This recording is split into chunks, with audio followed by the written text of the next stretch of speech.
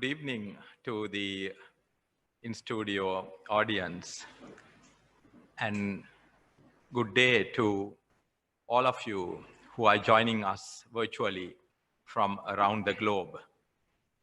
I understand that there are more than 600 registrants from 17 countries who've registered to this 125th anniversary celebration of the Faculty of Medicine of the University of Colombo.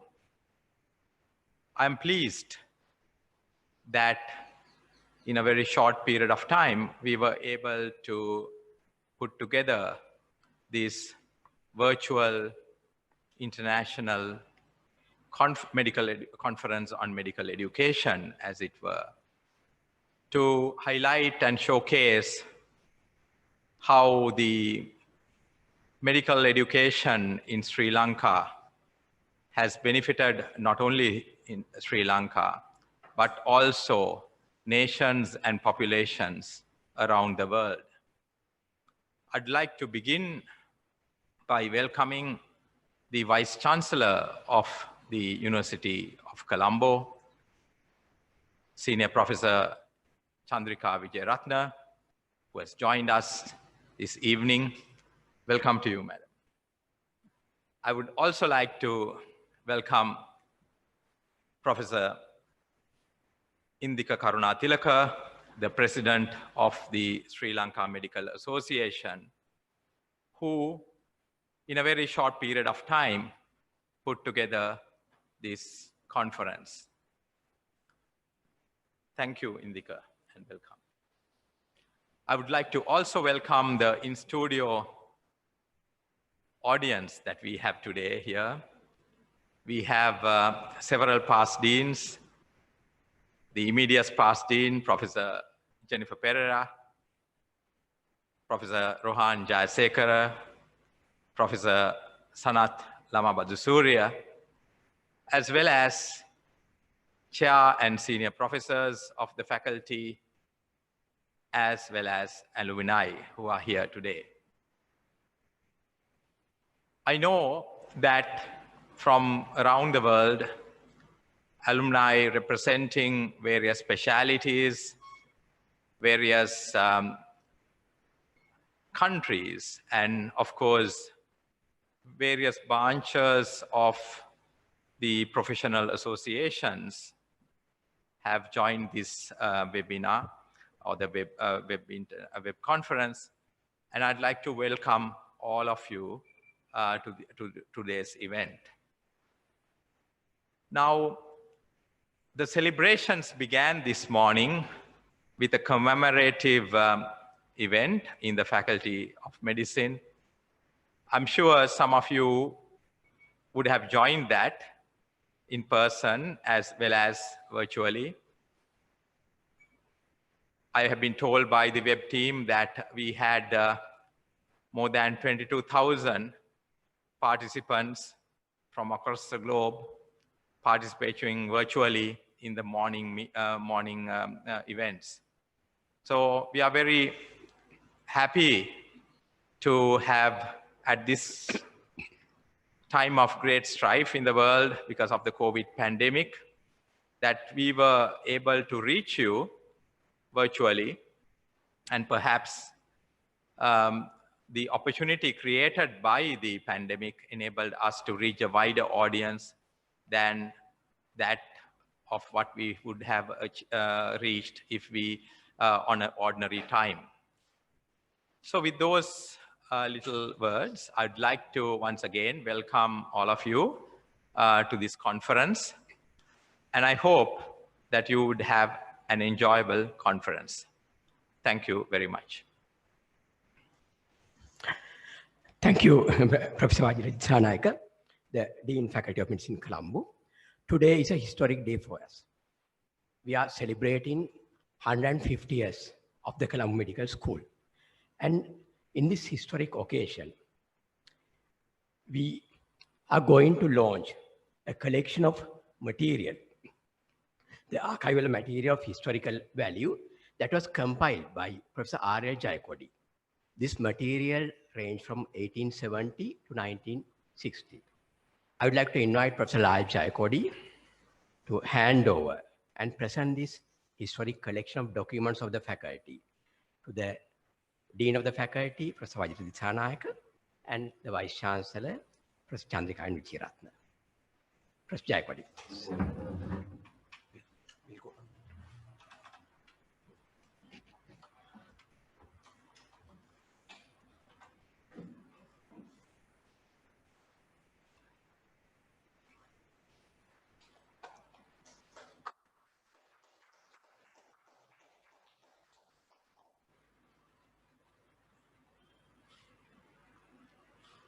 Professor Jayakodi would like to say a few words about this value of the valuable contribution.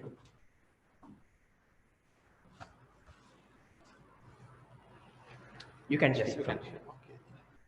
Professor Chandrika Vichiratna, Vice Chancellor, University of Colombo, Dr. Vajra Disnayaka, Professor Vajra Disnayaka, Dean, Faculty of Medicine, former Deans of the Faculty, Emeritus Professors, Senior Professors, Professors, distinguished invitees, alumni, ladies and gentlemen. At the outset, let me thank Dr. Vajra for giving me a slot to make this presentation of my compendium at this function. I'm ever so grateful to him. I think you will remember that as part of the 150th anniversary celebrations, I think in the January-February period, the faculty had an International Medical Congress. The publication committee at that time requested, and there was a publication out of that function. And the publication committee requested me also to write on 2 or 3 areas for that publication.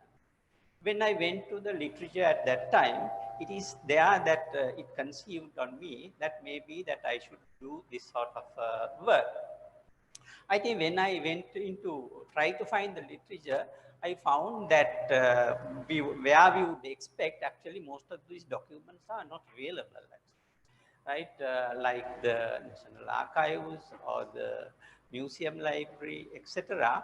I think some of those documents now, like for example, if you read Dr. Chris Uragoda's publications, either the History of Medicine document, a book, or the public article in the 125th anniversary celebration, he talks about the university calendars, prospectus in 1870, beyond. None of those are available now. Actually, the earliest I could lay my hands on is the 1910 like so. So with this background, permit me to read my preface for this compendium. It's not long. This year, 2020, the Faculty of Medicine, University of Colombo, formerly the Ceylon Medical College, will celebrate 150 years. This institution, which started in 1870 as a medical school, was upgraded to the Ceylon Medical College in 1880. During that time, the medical college was administered as an arm of the medical services of the colony of Ceylon by the Civil Medical Department, which was headed by the Principal Civil Medical Officer, abbreviated PCMO. Each year, the PCMO submitted an annual report, which was incorporated into the administration report of the government of Ceylon. The coverage about the medical college in the annual reports of the PCMO was minimal, as the PCMO report covered many other important medicine and health-related issues of the colony. However, in certain years, the report of the registrar or the principal of the college was included in the PCMO report, or it appeared as an appendix to the report. Such appendices contain more information about the college. The administration reports of the government of Ceylon are available for reference in the search room of the Department of National Archives, the Library of the National Museum, and a few other libraries. I could not find a complete set in any of these repositories. The reports are now 100 to 150 years old. While some of these documents are reasonably well preserved, others are in various stages of disintegration and are perishing. The condition of some documents is such that they are not suitable for handling, let alone photocopying or scanning. Justifiably, the custodians sometimes do not make available such copies for reference. It is saddening to note that even some documents pertaining to the latter half of the last century also need restoration. It is likely that when the Ceylon Medical College celebrates its 200th anniversary in 2070, most of these documents may not be available to the reader. In this backdrop, I have endeavored to put together this document titled A Compendium on the Ceylon Medical College in the Administrative Reports of the Government of Ceylon, 1870 to 1960. This compendium is for posterity. I believe that it will help the interested reader to get a glimpse of the subject or the researcher to get a head start. I also think that it will save a lot of time, effort, and money, as access to these old documents is always difficult.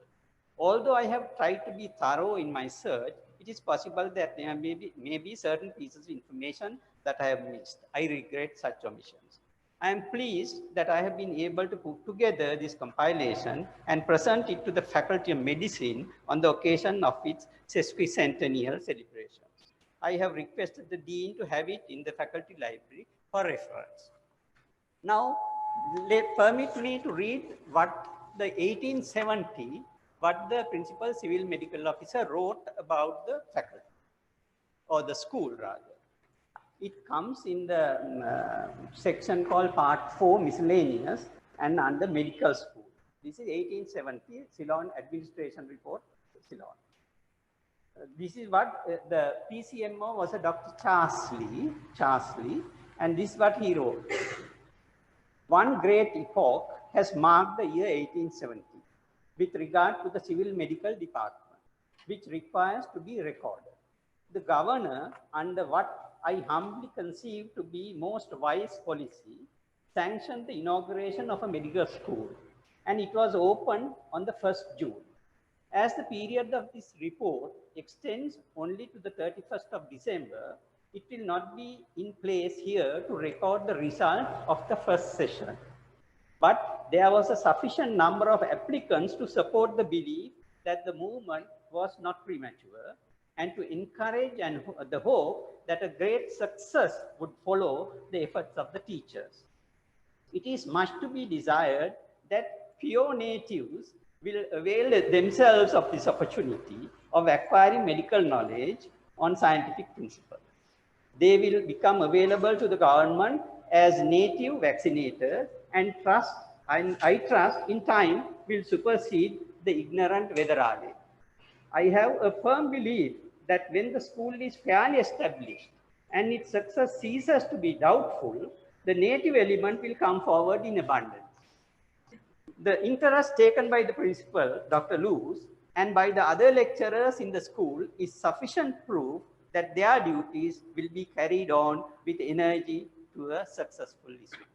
So thank you very much. This is what the first principal, the PCMO wrote. And I feel this is probably one of the first entries about this institution written after it was inaugurated. So I'm happy that I have been able to collate this. This carries from 1870 to 1960. It is just for a convenience. But I regret that since we became part of the University of Ceylon in 1942. Beyond that, really the records are really very inadequate, very scanty. Maybe that, and our section about the medical faculty came in under the section on Department of Education. And I think that's a very vast area, and the sections on higher education are just 1 or 2 pages. And so information about medical faculty is very, very small. So I think, but I found certain reports of the principals are very informative. So thank you very much. Thank you, Professor Lal Jakwadi, for that very valuable compendium and presenting this on this very historic day. Now I would like to invite Professor Chandrika Vijayaratne, the Vice Chancellor of the University of Colombo, for her welcome address. Ibovan, my revered teachers who are here as well as online, former deans, fellow colleagues, and our young, energetic, enthusiastic, capable dean, Professor Vajira Disanayaka, and our moderator and organizer of this very special virtual conference to celebrate our 150th birthday, which we had an entire series of activities in a run up to this day, but sadly some of those had to be postponed due to Madam Corona. I don't know whether it's correct to say it's Madam or Mr., but nevertheless. So let me begin by saying that at 150 years of maturity, which is a very great rarity for a medical school anywhere in the world, our faculty, which began in 1870, is the undisputed mother of medicine in our island nation and the pioneer of faculty of medicine, which is a truly exceptional achievement. So no doubt we have inherent histories, traditions, attributes of this illustrious institution, which portrays wonderful education, research, and service, both in Sri Lanka and beyond. So no doubt, despite modern day confounders, some of which have turned out to be very useful today in this digital world, we have had to adapt and change our educational focus appropriate to the ever-changing needs of the people of our country, our region, and the world. I must say that our faculty has never lost its luster. She has a proud history of providing a very conducive environment of both the learning the art and the science of medicine, and that too with meticulous precision. No doubt the expectations of our society and public from any institution of higher learning is that we inculcate such an ethos of adopting the highest ethical norms and commitment to service underpinned with honesty and integrity. And I'm sure you will agree that our alumni, wherever they are, both in Sri Lanka and abroad, are the epitome of our profession. And therefore, some of our young lads and girls who I hope they are online, undergraduates, should realize that they will be the considered benchmark, and indeed we have to continue to be role models. So I salute everyone who has joined this virtual conference, as well as those who have passed on over the years, both as staff and as students of our faculty, for their wonderful commitment. I must also say with humility that being a Vice Chancellor of 18, this is the third Vice Chancellor from this faculty, and that too, the previous Vice Chancellor was the late Professor Nandadasa Kodagoda from our faculty, and that was for the 125th year of our celebrations. So that was 25 years ago. So let's hope that the next Vice Chancellor does not have to wait another 25 years from our faculty. But no doubt, we need to strengthen our scientific knowledge and practice with appropriate skills and particularly attitudes to serve the sick and the needy with devotion wherever they are in the world. So to our students and young graduates who must strive to live up to this name and be a valuable asset, I know you work hard not only for your exams but beyond, and that we must not forget, and I'm sure none of us have forgotten, that the funding we have received or even yet to receive is in the midst of many competing national priorities. So at 150 years, this Sri Lankan treasure needs support. And I would like to reiterate that on this D-Day of her 150th birthday. So let us pay tribute to our pioneers, the long series of leaders, teachers, and the support staff. And I would like to congratulate you all to have put this wonderful program together and look forward to a very active and fruitful discussion in the few minutes to come. Thank you very much. Thank you, Madam Vice Chancellor. Now, during the next symposium, we are going to connect up with our colleagues worldwide. And during this symposium, we'll be reflecting upon how the training that we have received from the Colombo Medical School have molded their career and helped to reach worldwide and improve the health systems and the health at the global level. I would like to invite my co-moderator, Professor Vajira Disanayaka, to introduce first speaker. It gives me great pleasure to introduce to you Professor Dushanta Jayavira. He's known as Jaya to a lot of his friends, and he is a distinguished alumnus of this faculty, who was previously the Executive Dean for Research and Research Education, and currently Professor in Clinical Medicine at the University of Miami Miller School of Medicine. Dr. Jayavira has led and continues to lead numerous industry-funded trials on HIV, HIV-HCV co-infection, and has published extensively. He was formerly the Associate Vice Provost for Human Subjects Research, overseeing the activities of the Ethics Committee. And on a personal note, I must mention that Professor Jayavira has been engaging the Faculty of Medicine as well as Sri Lanka for the past several years.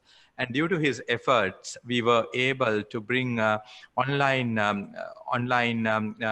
research ethics training to our country, and through the city program of University of Miami, entire country's research ethics committee ethics committees benefited in the years 2016 to 2018. So it gives me great pleasure to invite Professor Jayavira to talk to us on his reflections on how education in Colombo Medical School molded his future and brought him up to where he is today. Over to you, Jaya. Thank you, Vajira. First of all, I want to congratulate you on being appointed as the new dean for the Colombo Medical School. Congratulations. Truly deserving. You're an international figure.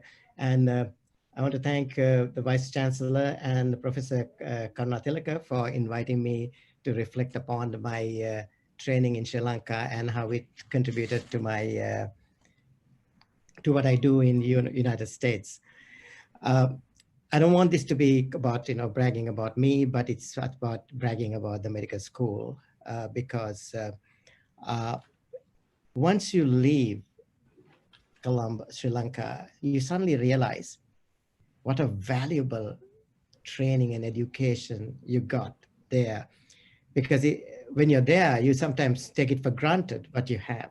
But when you leave, you realize it's almost like, if you go through a divorce, sometimes when you think, oh my God, why did I do that? It's something like that, it's kind of that kind of a loss that, when you leave the country. So going back to the training, I vividly remember the commitment of the faculty, starting from the basic sciences, like for anatomy, we were with Lester Jayawardena, Bulsani Viratna. I know Professor Jayakodi was with me in medical school, and Saroj was junior to me. And we had such an intensive training. And then one of the things that I really appreciated in Sri Lanka was that our free education and free healthcare, it gave us a foundation to treat everybody equally. It didn't matter whether they were the rich or the poor, or they were the diplomats or the paupers, but we all treated people equally.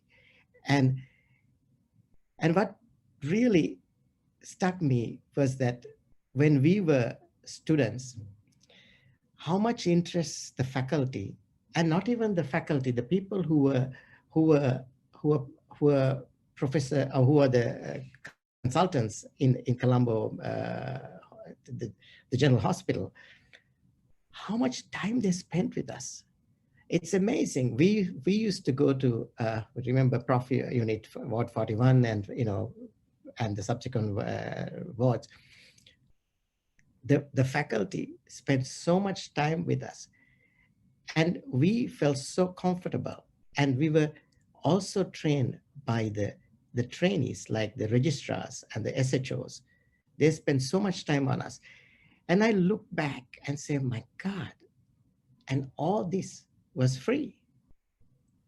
When you compare, for example, the University of Miami, a standard, first of all, they had to do a bachelor's degree. They spent $200,000 for the bachelor's degree. Then they go to do the medical school, which will cost another $200,000.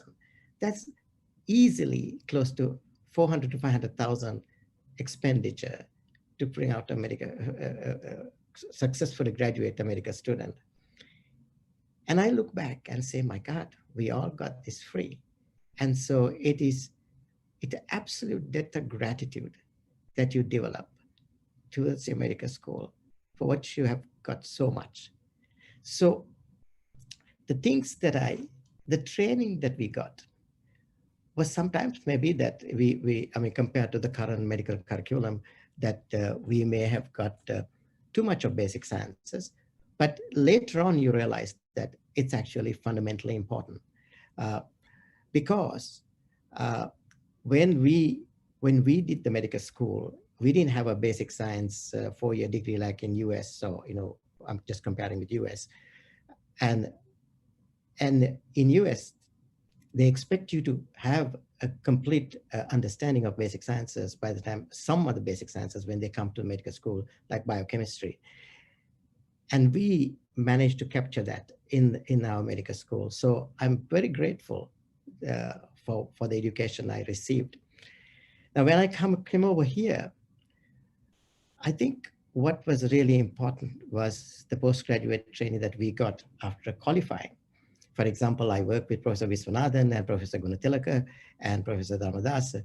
I mean, the training that they gave us, they were very strict. They were very strict. I mean, you know, we were nervous working with them, but we learned so much from them that reflected for our work ethic. So one of the things that it's well known in the United States, the Sri Lankan graduates have a very good work ethic, and people have no fear in hiring a Sri Lankan graduate to a medical school here in US because they know that they have a good education and they have a good work ethic. How it helped me here is that currently I'm so busy with the COVID-19 pandemic. In fact, I'm running, just now I'm in the hospital waiting for my first infusion on a new drug called Avectadil, which is a vasoactive intestinal peptide. We are giving it to prevent cytokine storm. And I'm in charge of multiple clinical trials, as Vajira mentioned. And that is entirely because of my training in Sri Lanka. I mean, it's true enough, I trained in Chicago as a resident, as a resident, but the real training, the fundamental molding of my work ethic and my dedication came from Sri Lanka. And I'm truly grateful to that. And currently, that training has helped me to develop HIV research units. We have one of the largest research units in US for HIV because Miami is the epicenter for HIV. And we have more NIH funding for HIV than any other specialty. And then we have done quite well in hepatitis C. So now it's COVID-19. And what I always look back and think of Colombo Medical School as the foundation for everything I have done in my career, and I'm very grateful. And I don't want to take too much of my time. I didn't prepare any slides or anything because I was just told, Vajira said, you know, just be casual and say how my training benefited. I think the most important thing that I learned was that a solid foundation in the medical school, and we also learned critical thinking, which helped quite a lot in my career. So therefore, I would want to conclude by saying that there is so much that we owe to medical school that it is time for us to pay back, and I certainly will like to do that. And in many different ways. I have discussed this with the dean and the previous dean, and I will continue to do so. And I want to thank you for giving me the opportunity to share my views about my feelings about Colombo and medical school, and I'll be happy to answer any questions. Thank you. Thank you very much, Professor Javira, for those comments. Let's move on to the next speaker, and we will, take up questions in the time that follows later on. So the next speaker is Associate Professor Siri Kannangara. Professor Kannangara is the director of the New South Wales Institute of Sports Medicine and senior rheumatologist at the Concord Hospital, where he was ex-head of department as well. He was the Olympic doctor to the Australian Olympic team for the Barcelona and Atlanta Olympic Games, and is chief medical consultant to Soccer Australia. Professor Kannangara is also the FIFA Medical Committee representative for Oceania. And I know that in the formative years of sports medicine in Sri Lanka in the 1990s, Professor Kannangara, together with the likes of Professor Rohan Jayasekara and Dr. Ture Raja and Dr. Lalit Wijayaratne, played a very important role in founding those programs here. And of course, we've also known his contribution to the Sri Lanka cricket team around that time and the time that we were riding very high in the world. So it gives me great pleasure to invite Professor Sri Kannangara to make his remarks. Thank you, Vajira. Thank you very much for asking me to be present here tonight. It's tonight for me here in Sydney. Well, what I could say about the medical school in Colombo was it sort of gave us an all-round education. It was academia, plus it also made us play a certain amount of sports. And don't forget, at some stage, university were the cricket champions, the hockey champions, the Ture Raja's time, the basketball champions of the whole country. So we contributed not just as doctors, but also as sportsmen, which is also an education. And I can never forget what my medical school has taught me. I was brought up as a doctor on the 3 A's, the affability, availability, and ability. And these were so important. And as an undergraduate, I was brought up on the 3 G's, which was goal. And then he has to be grateful. Gratitude was important. And finally, the generosity. So those 3 things were the basis of my education in that beautiful institution that I went through. Well, I think I'm the oldest guy here, but I see in the audience people who are my seniors, and with respect to them. But I must say that from the time I entered the medical school wanting to have one hell of a good time. Sports was one of my most important things. I also did a bit of studies, so I managed to get there eventually. So I must thank people like Dr. Samara Singh, Professor Koch, Dr. Professor Kotegode, Dr. Dastri Artigale, Prof. Tilakvira Singh, Dr. Thanabalu Sundaram, Dr. Piris, Dr. Artigale, Professor Rajasurya. And I have the pleasure of working with people like Dr. Oliver Piris. Well, he only retired a few years ago. He was my teacher. He's in Sydney, and I still meet him fairly often. And Dr. Ranji Vikramanayake. And of all people, I remember Professor Roli Jayawardena. He was my warden in the medical hostel. He was my mentor, and he didn't spoon feed us. He taught us to think. And he said, young, think, do not be spoon fed. And at an early stage, he told me, Siri Kannangara, you must get out of this place. I said, sir, do you hate me that much?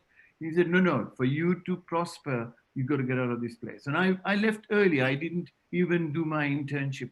But when I came overseas, the Sri Lankan degree was recognized, whereas degree from north of our country were not recognized. They were quite happy to have something like, I was in New Zealand for 5 years, 6 Sri Lankan graduates, and nobody from up north. When I say up north, the North Country. And that is recognition. And we were told, the way we were taught to examine patients, the way we were taught to talk to people, the empathy that we had for our patients, the things that our teachers in our medical school gave me, and I value it. And I knew to be grateful to the place. I continued to help. I have taken over graduates from there, registrars from there, and tutored them here and sent them back. As Vajira said, I've played a part in starting your sports medicine college going, and I have continued to be of assistance to those people. So for my little success that I have had, would say thank you to this medical school that gave me. It was a Ceylon medical school then. I think I must be the only member of this panel that got out of Ceylon Medical School. All the other guys, including young Dushanta, are juniors. And so it was Sri Lankan Medical School. And so I must say, I thank you, and may I say great thanks to my teachers, to my ex-teachers, and may the college flourish for another 500 years. Thank you, Vajira. Thank you very much, Professor Kanangara, for those words. Now let's move on to our next speaker, Professor Mahesan Nirmalan. Professor Nirmalan is Vice Dean for Social Responsibility at the Faculty of Biology, Medicine and Health at the University of Manchester. He is also the Professor of Medical Education and Consultant in Critical Care Medicine at the Manchester Royal Infirmary. He led the group responsible for revamping the entire clinical curriculum and introducing e-learning to enhance the learning experience of over 1,500 students each year. He also introduced mandatory minimum standards for all undergraduate clinical placements in Manchester and in Lancashire. Over to you, Nirmalan. Thank you very, very much. Can you hear me, Vajra? Is that all right? Is the sound yes. Okay? Loud and clear. Thank you. The Vice Chancellor, the current Dean, the past Dean, my most respected teachers. I think a future historian recording the history of these days that we are living in is sure to look at the history as before Corona and after Corona. And one of the greatest privileges I have had was to take part in the centenary celebrations, both before Corona and after Corona. Professor Jayavira touched on the foundation that we had, and I just want to elaborate a bit more on that foundation that we had. I think if you go trace the history of medicine from the time of Sushruta and then going through Hippocrates and Galen and then to the modern times, there have been predominantly two paradigms which have influenced the practice of medicine. The first one was a reductionistic paradigm, where the well-being of an individual was seen to be seen through the eyes of the well-being of the components of that individual, whether it is a system or an organ or a tissue, etc. A reductionistic approach. In parallel to that, there was another paradigm, which was a more holistic approach, which looked at the individual as an integral component of a system, and the well-being of the system was related to the individual, and the well-being of the individual was related to the well-being of the system.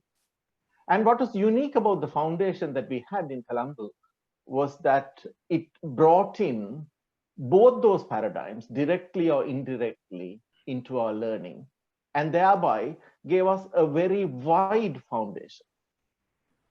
Now, the foundation was not only wide, it was sufficiently deep. I'm sure all of you know the depth to which our knowledge, the depth of knowledge that was demanded, the depth of knowledge that was tested, and the depth of knowledge one had to be rewarded adequately in some of the assessments that we have had. Okay, there have been times when we had to learn the anatomy of the circumflex scapular artery, or you know, bizarre and wonderful things, but it was that depth which, even if with an attrition rate of about 50-60%, still left you with a sufficient knowledge base on which your practice could be based. So we had the breadth and the depth of the curriculum that of our profession delivered to us. And more importantly, was the quality of the builder who built that foundation in. My boy, the quality of some of the master builders who we were exposed to by going to that medical school. They were knowledgeable, whether it was Professor Lalitha Mendis talking about microbiology or Professor Panditharatna talking about the anatomy of structures. The knowledge base that those individuals had was clearly apparent to us, even as the young students who were distracted.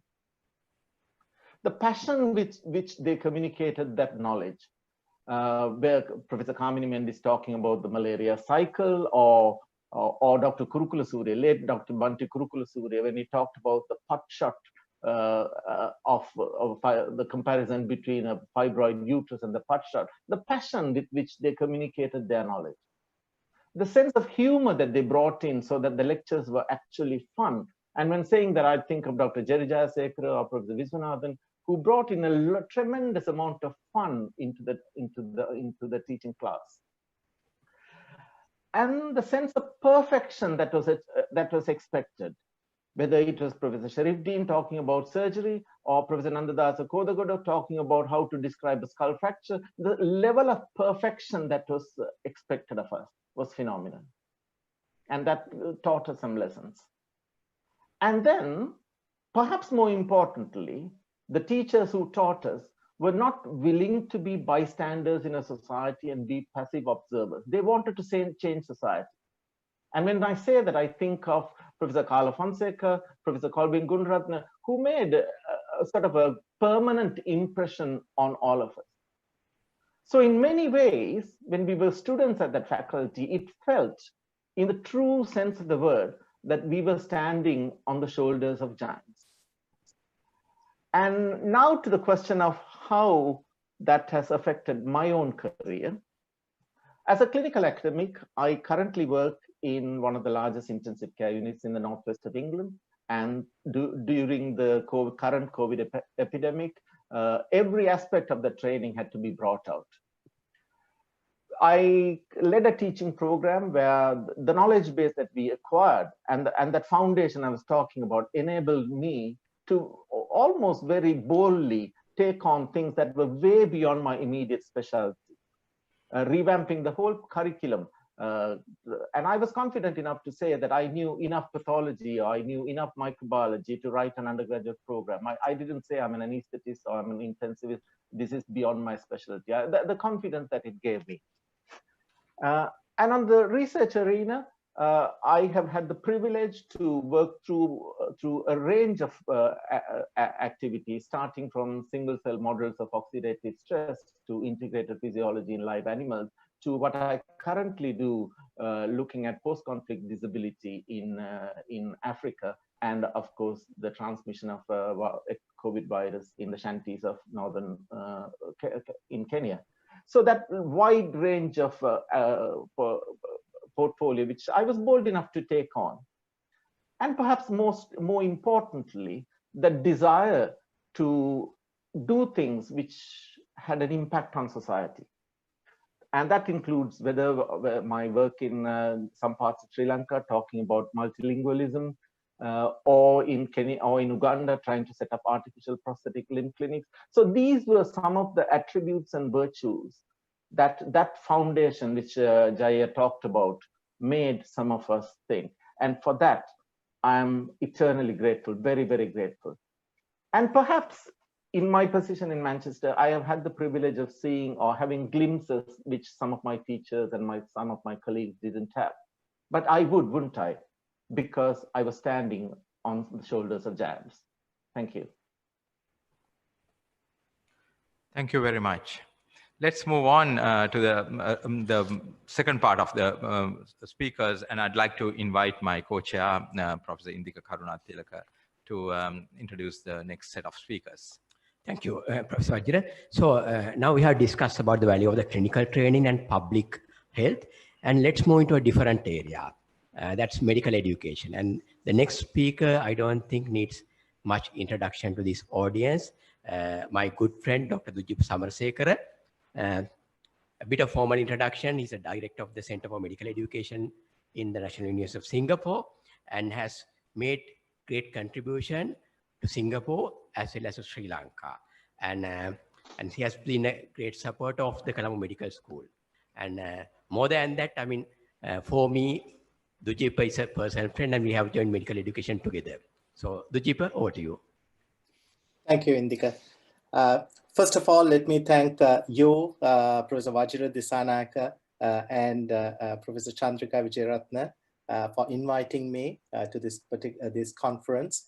And also, I feel that I'm privileged, and also I'm proud to be part of the panelists of this virtual conference celebrating the 150th birthday of our alma mater. So thank you once again. I don't want to go through the same areas that the previous speakers mentioned. I certainly agree with them that that we got an excellent foundation as well as a very good basic science, basic medical education training from the Colombo Medical School. What I want to highlight is that apart from the training that we got in the content areas, the Colombo Medical Faculty also trained us and gave us that training in holistically in many other areas. All of us getting involved in law medical or in Ninnada or Kala Ulelas, and even the turbulent 19s where we had a lot of internal strife, working with different student groups, sometimes even getting involved in violent protests, actually helped mold us to face the real world. And this is definitely an attribute that I have, I very much like to share, that we all got trained in, especially to adapt and to be flexible. And for a medical educator, this is extremely important because we work with a diverse group of people, faculty from many different areas. So to work with them and to achieve a common goal, we need to be very flexible and adapt to the context as well as to different situations. So I'm truly grateful. Apart from the solid training that we got, we also got exposed to this chaos, so that we are very adaptable to any situation anywhere in the world. When I come, I just want to also highlight two areas where the Colombo Medical School and the University of Colombo actually pioneered in this region, medical education. First of all, I think in 1960s, when the medical education was not even a discipline in many places, especially not in the region, University of Ceylon established the medical education unit at Peradeniya, and the doyens of medical education at that time, Dr. Palita Bekon, Professor Jayavikrama Raja, Professor Raja Bandaranaike, took medical education beyond the shores of Sri Lanka. And I think the second highlight I just wanted to share is again in 90s, when the Colombo Medical School, first of all, adapted a cutting edge pedagogy, the most innovative, newer pedagogies, as well as the curriculum design to incorporate into or transform its medical education, led by Professor Lalita Mendes.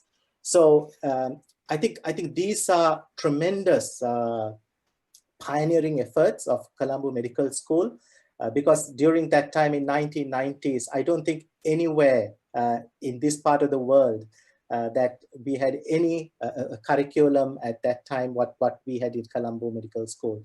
So those are two areas I just wanted to share how Colombo Medical School has contributed to the medical education world.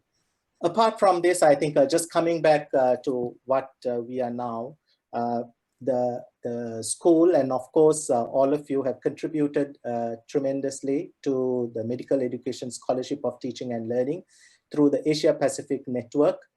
So being involved in the Asia Pacific Network, one of the co-founders, Professor Gominda Ponnamperuma, yourself, Indika, Professor Madhava Chandra Tilaka, Dr. Asela Olupeliava, they have also contributed to the region's Scholarship of Teaching and Learning through the Asia Pacific Network, and also getting involved for the past, I think 10 years, all of you in the Asia Pacific Medical Education Conference, and as well as the Singapore, the National University of Singapore and the University of Colombo, collaborating with the Singapore International Foundation to work with 10 faculty members and another 40 health professional educators to advance the training in health professions education in Sri Lanka. So these are some of the highlights that I just wanted to share. And again, truly, we all have benefited with the tremendous and solid training that we all got, as well as the other attributes that we could apply to our day-to-day practice in all parts of the world. Thank you very much. Thank you, Dujipa. Thank you for showing how the Colombo Medical School has influenced the whole world and the region in the field of medical education. And from medical education, we'll be moving to another pioneering area where Sri Lanka has made a lot of pioneering efforts, that is rational use of medicine and essential medicines. And next speaker, again, I don't think needs any introduction to this audience, Professor Krishanta Veerasurya. Thank you very much, Indika. I assume you can hear me. Professor Veerasurya's sounds are not clear. Can you hear me now? Is it better? Now we can hear very clearly. Yes. Yes. Thank you very much, Indika. And it gives me a great privilege and honor to address this audience on the 150th anniversary. The anniversaries of the faculty have actually been a part of my life cycle. I was a student in the 100th anniversary, a professor in the 125th anniversary, and an emeritus professor in the 150th anniversary. And I just wondered what it would be on the 175th anniversary. That is for the future to see. It gives me enormous pleasure and encouragement to see a few of my teachers and many, many more of my students who are teachers now in the audience. I think we must have done something correct if we were able to inspire these people to carry on and to be teachers in the faculty and to continue our tradition. As Indika mentioned, my focus today is on the influence of this faculty on global health, rational use of medicines, and what have we achieved in universal healthcare. We stand, as Professor Nirmalan said, on the shoulder of our great giant, Professor Seneka Bibile. Professor Bibile developed the Ceylon Hospital Formulary in 1959. And this practically meant that the healthcare system in Sri Lanka had effective medicines which were bought affordably. The World Health Organization developed its essential medicines concept and the list in 1977. And Sri Lanka was mentioned as one of the 3 countries which had implemented the concept. At that time, not in name, but in principle, and was successful. Today, 150 countries have national essential medicines list. Think of the beginning of the Ceylon Hospital formulary in 1959 that covered maybe 6 million. Today, 150 countries probably cover more than 5 billion of the 7 billion in the world. A seed that was planted that has had an explosive global effect. It's not only in medicines that this is important. It is for the whole healthcare system. As the previous speakers have mentioned, our jewel in the crown is our universal healthcare system, available to all, free, and when necessary. It had no limitations or barriers. Many countries have tried this, but have not been able to sustain it. Sri Lanka succeeded. Why? One of the reasons was the major impediment of unaffordable medicines did not exist. We selected medicines and provided it carefully, which meant the system could be sustained and could go on. Bhutan, a country which has followed the essential medicines, is a similar example. One can think of other countries which have followed, and the essential medicines which was poo-pooed by the high-income countries is now being brought back in principle, even in the healthcare systems of those countries. We were taught by the best and practiced the best. We were taught by Professor Lionel, Professor Kottegoda. We had clinical trials in the 1970s as a lecture, very unusual for our undergraduate medical curriculum. May look esoteric for you, but that is the beginning of evidence-based medicines, critical thinking that allowed us. Our teachers told us that when we chose a medicine, these were the reasons, which we then carried on. Today, not a single child in Sri Lanka, I must say I'm sorry, today all children in Sri Lanka receive appropriate medicines for diarrhea. Not a single child receives inappropriate medicines. Why? Because inappropriate medicines like chalk and opium and etc. have been taken out of the formulary in Sri Lanka. Why did we do it? We were encouraged by our teachers to follow the science. And it is because of that we are able to present to the most defenseless of our people, the children, the best we can do. Rotavirus is advocated for children for diarrhea. Sri Lanka does have nothing to do with it. Why? Because diarrhea isn't that much of a problem. We don't have a morbidity and mortality. So it is not a question of simple science, but it is also a question of bringing a cost benefit to the system, the universal healthcare system in our country. And by the way, our universal healthcare system is from the 1930s. Many think of the NHS UK and others in the 1940s as the beginning.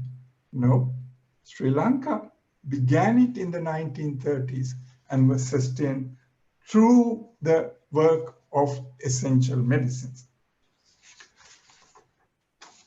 The other important part of it is that our teachers taught us our ethics, not only in patient treatment, but in medicines.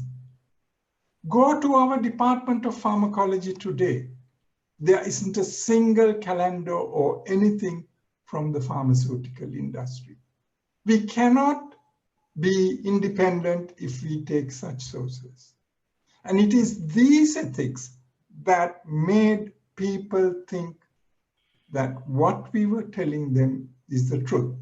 And that was inculcated to us from the beginning, where it was Professor Bibile, Professor Lionel, Professor Kotegoda, who showed us the way to do this properly. It's not only the question of that we taught the students, but with differences in teaching, we also found that the students taught us. I do remember Professor Roli Jayawardena having the phrase of Mao Zedong, where he says, the student teaches the student, the teacher teaches the student, and the student teaches the teacher.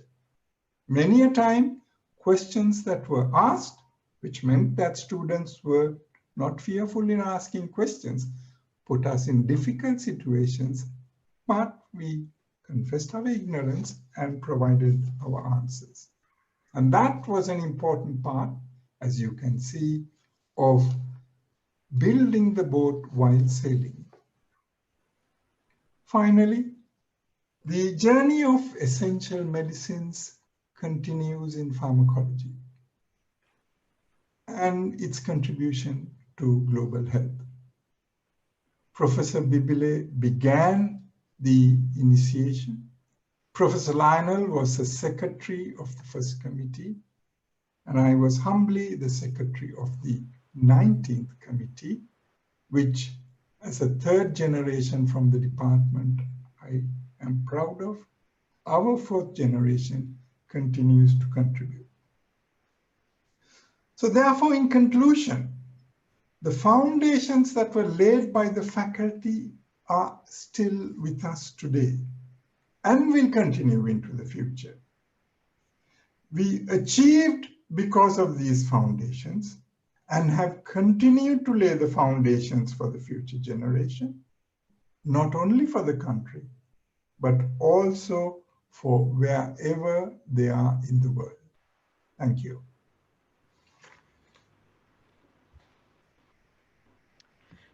Professor Veerasuri, again, thank you very much for making us motivated as usual, and that has been your style. Now I would like to invite another young, but someone who has reached, again, great heights, Dr. Padmini Ranasinghe. She's from United States of America, and she's associate professor in clinical medicine, as well as interest in public health. Over to you, Dr. Padmini. Thank you, Indiga. Can you hear me? Yes, we can. Okay, great. Yeah, so I don't have any prepared remarks, but I'll go what I do here and how some of them have been shaped because of my past experience in medical school. So I'm a part of like a mega batch. So we had 250 students then. So I don't want to go over to say like how the foundation of medical knowledge I received in the medical school has shaped me immensely here. That's actually that, as you know, medical, clinical actually content has changed over the years. Yet the foundation, what is important, what physiology, pathology, the basic knowledge actually goes with us. So those are critically important lessons I learned. And then other important thing I learned in the medical school helped me is like the discipline. So you get to work with certain group, and then you just need to show your discipline, and then if you want to go to a higher level. And then other concept I think I want to bring up is the culture. In our medical school, yes, it's going through medical school is not easy, as you know, right? Like it's just hard. But the culture, positive culture within the school actually is very important to prevent like burnout and all things that now coming up. So, and the solidarity. So those are the things I think we should be proud of. And then I think in Sri Lanka is unique, the compassion part. Doctors are not only like, okay, treating patients, the compassion and as healers, as William Osler, where I work, like Johns Hopkins said, like in the long time ago, I think doctors are healers, right? Whatever the medicine you do, sometimes it's just more important how you talk to the patient. So we learn those kind of skills at the basic level when we're in the medical school. Those are critically important. And then the resilience, right? Like when we go through difficulty, we may have bump on the road, like in exams or anything. Yet we go through that because of that, like the group and the culture and the school provide you that foundation. And then I couldn't agree more with the role models we had during our medical education. Like some of them were like Dr. Veera Singh, right? Like really tough, but then you learn from them.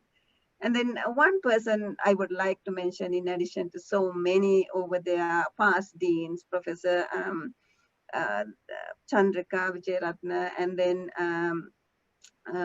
Professor Vajira has been dean, and Professor Jennifer Pereira. So I worked under her as a demonstrator. So during that time, I learned to do some research. So during medical school, we try to get through the exam and learn the basic, but then also during that time. So that immensely helpful for me as a somebody who works in preventive medicine and internal medicine right now.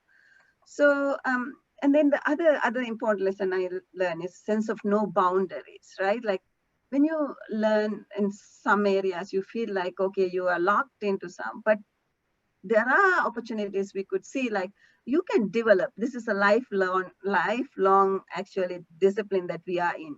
We just need to continue to learn. Medicine changes such a rapid pace. Sometimes we are behind, so we just need to do that.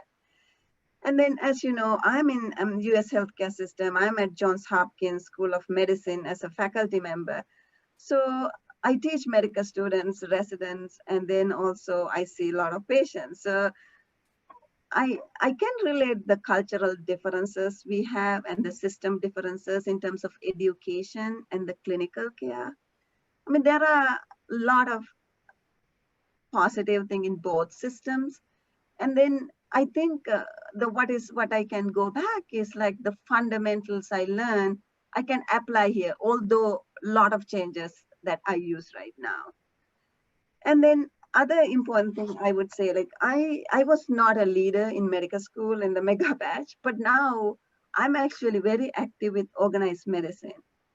I'm not saying because like it's just to show that, but I think the foundation that created me say we can go to certain levels. So I'm active with the American Medical Association. I'm on a council. I was elected to be on the council. And then also I'm on the board for local medical society. The purpose of getting involved is to shape how our system should evolve. I think Dr. Previous speaker mentioned how the universal healthcare has some, like a lot of positive things in the own systems. I really agree with that, but you could see what has happened to US healthcare system right now, like even with the management of COVID. And then it's just became so chaotic because of like how some of the things are negatively affecting healthcare in general. So purpose of getting involved in organized medicine to see if there's anything I could be part of changing the healthcare system in such a way, health policy level. So I did a residency in internal medicine and preventive medicine with the public health masters.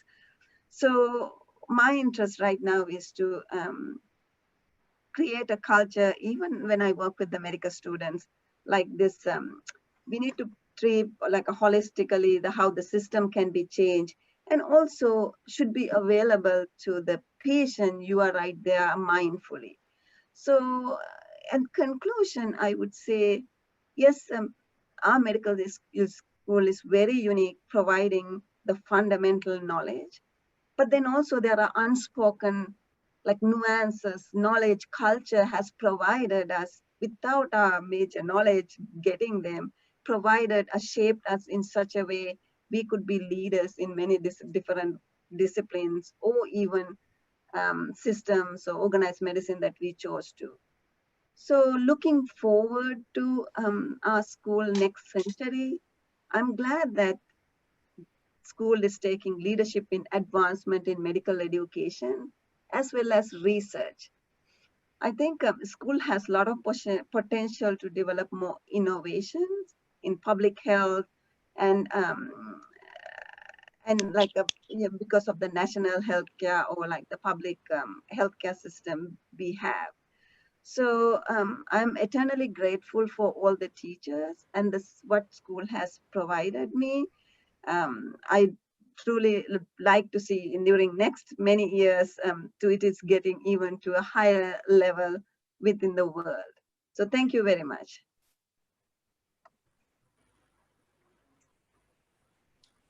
Thank you, Padmini. And now we are moving to the next speaker. That's Professor Suranjit Senaviratne, who is currently a consultant in clinical immunology, and is working at the clinical immunology and allergy at Royal Free Hospital and at the University of College London. And he has a lot of publications to his name and done a lot of work related to clinical immunology. Over to you, Professor Ranjit. Okay, thank you. Thank you, Indika. Thank you very much for the invitation. Congratulations, Vajirat, on your election as Dean. Wonderful. Look forward to working with you, and I know you will reach high standards and high levels. Excellent. Very well done. And hello, Madam Chandrika, one of my teachers. It's really nice to see so many of my teachers in the audience there, and they are the ones who built us up, who molded us, as people said, molded us to be what we are now, in addition to the academic work, to be able to take on challenges and deliver on it, to be flexible and to work in teams, to be able to deliver what we take on, not to look back, but always look forward that we can achieve what we want to achieve. And there are so many teachers that we have to thank and the Institute for doing this. There's one person that I really want to single out from many people, I can't name everyone, is someone who has been my mentor right throughout medical faculty. And that person was also mentor to the present dean, and that is none other than Professor Rohan Jayasekara, who the number of letters of sort of reference he gave me right throughout my career is just enormous. And thank you very much for all that. In addition to thanking all the medical faculty staff who molded us to come into this situation. Now, a lot of doctors and professors have moved from Sri Lanka to work in the UK, and they have thrived in all the specialties they have worked in. Medical, surgical, obstetric, pediatrics, you name it, they have been psychiatry, etc. They have been thriving, excelling in the NHS system, in the university system, and that was a lot to do with the grounding, the overall grounding, which a lot of other speakers have spoken about, that they received while they were students at the faculty.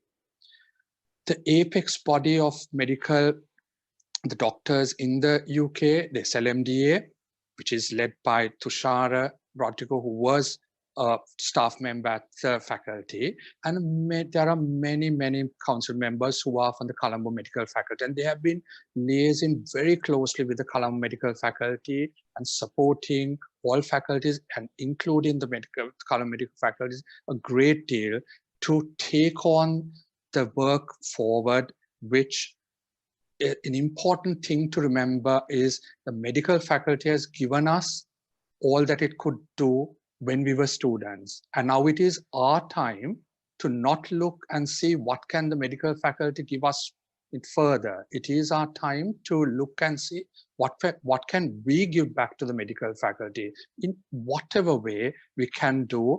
How can we provide something back to the medical faculty, because every bit of help or every bit of sort of expertise would help to get this to even greater heights in the future.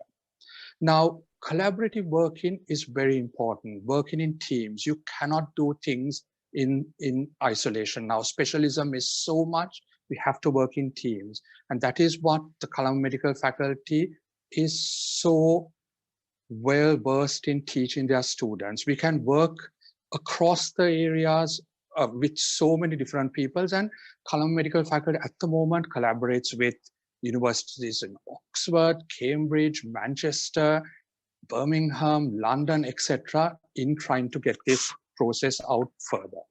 When bringing back into my specialty, clinical immunology, which I've really have taken a liking, and so many encouragement in this field from Sri Lanka, and thank you very much for that. When looking at clinical immunology, it's one thing that is important to remember, that 5 clinical immunologists at the moment in the UK, of the 30 or 40 that are there, are from the Colombo Medical Faculty. And that is one specialty that a lot of people are from the Colombo Medical Faculty, and that's something to know. And finally, I think the important thing to consider in the next 25, 50 years of the faculty is we can take a lead. We should work together in teams, using all our expertise, help the staff, join with the staff, working and have a team effort to understand problems that are occurring in Sri Lanka, the diseases that are present in Sri Lanka, the infectious diseases, etc., communicable diseases and non-communicable diseases, because using that expertise, we can combine our skills to be able to work out why is that cause, and secondly, how best it should be treated. So thanks again to the medical faculty for all that it has, Colombo Medical Faculty, that all that it has given me personally. Thank you to all my teachers and special mentors, and thank you very much to Indika, Professor Indika, Professor Vajira, and Professor Chandrika for inviting me to speak here and say a few words. Thank you.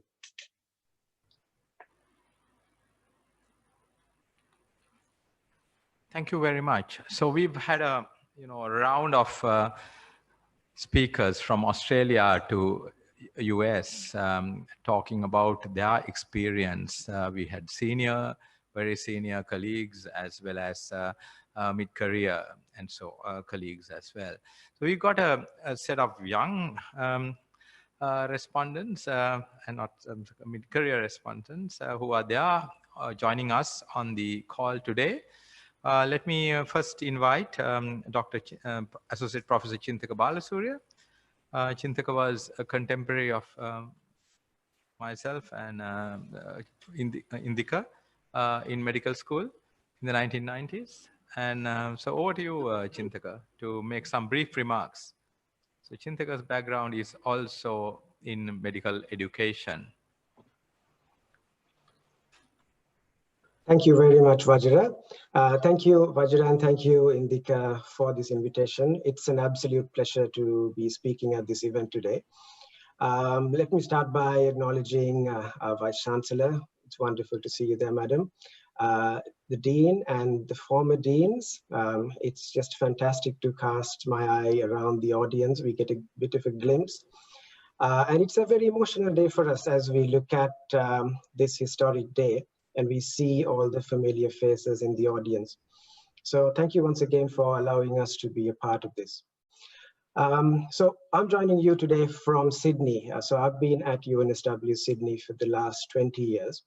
And it's been a long 20 years since I left Sri Lanka.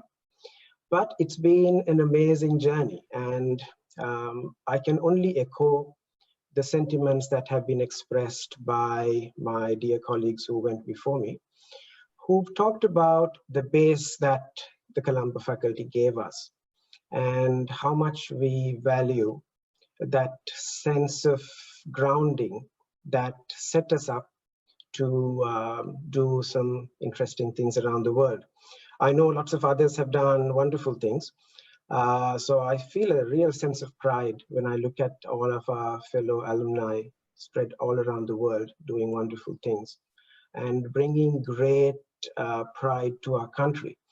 We do feel really proud to be Sri Lankan doctors, and the reputation that our colleagues have brought us all over the world, and I can speak very much so for Australia, we do feel quite a sense of pride to say where we graduated from, because the quality of that education has brought a wonderful reputation for Sri Lankan doctors. So my thanks to the Fitty. Just to say a few words today, I thought long and hard about what I would say and what would be most appropriate. Obviously, I want to keep it as short as possible, but I can't help but speak a little bit about my passion, which is my passion for medical education. We look to the future and we get very excited by the possibilities of the future and what the future holds for us. And looking at the literature, we think that, okay, there are some key features, some key principles that we can build on, like taking humanistic approaches to patient safety, like early exposure to patient-oriented integration, responding to community needs, showing respect for diversity, and of course, taking student-driven approaches and technology-led approaches that would take us into a new and exciting world. So as we look at those principles, I reflect on what Colombo is and what Colombo gave us. And I can't help but think that we have a wonderful base to build from. There's always more to be done, but I think the base that we have at the Colombo faculty is just absolutely fantastic. And we are in a fortunate position to really build on that base and incorporate some of the new principles into what we do as we move into the future. And there's no better time as we look at this, as we talk about the post-COVID era that is about to be upon us. With a vibrant new leadership taking over, there's no better time than to look at ways in which we can really build from that base that we've built over 150 years and ask some difficult but interesting questions about where we want to go and what we want to become. If I had the luxury of time, I would speak about some of the amazing educational innovations that are unfolding around us, especially in response to these unprecedented times. I could speak about the amazing achievements of the Colombo alumni who are around me at the moment in Sydney. But as I said, I want to keep it as short as possible. But so I'm going to say, let's maybe focus on a couple of things. Firstly, if we were to look at the future and if we were to look at solutions that would help us to take our rightful place as a leading world school of medicine, what would those initiatives be? And today is clearly not the day to look for solutions, but maybe it's the day to trigger some questions.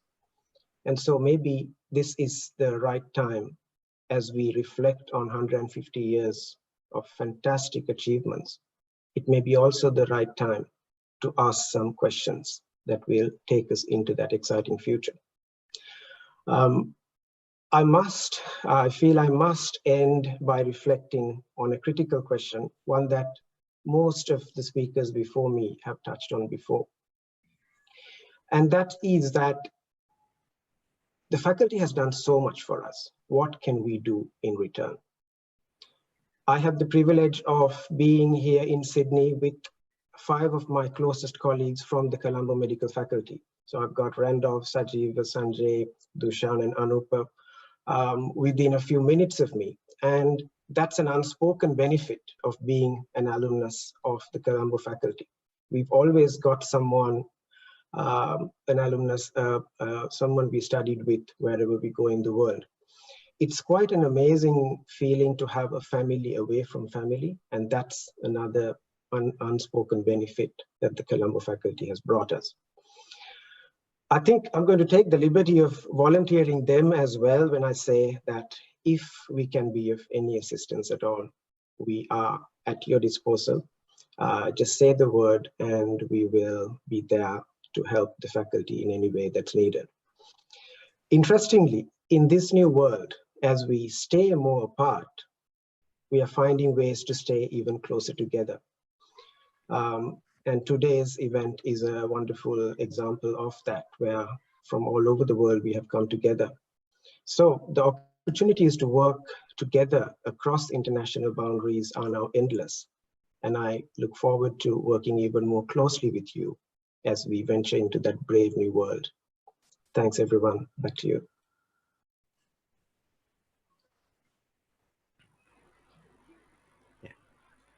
Chintaka, thank you for highlighting the very important message. The very idea of this conference also to reflect on what the Colombo Medical School and the faculty has given us, and what can we do to pay our respect and the pay debt. And from Australia, now we are moving to another beautiful country that's in the Himalayan region. We have very close contacts. The Colombo Medical School have very close contacts with Bhutan. Dr. Karma Tenzin is one of our own alumni, and he's currently the Vice Dean Education of the Postgraduate School of Medicine at the University of Medical Sciences in Bhutan. Over to you, Dr. Karma.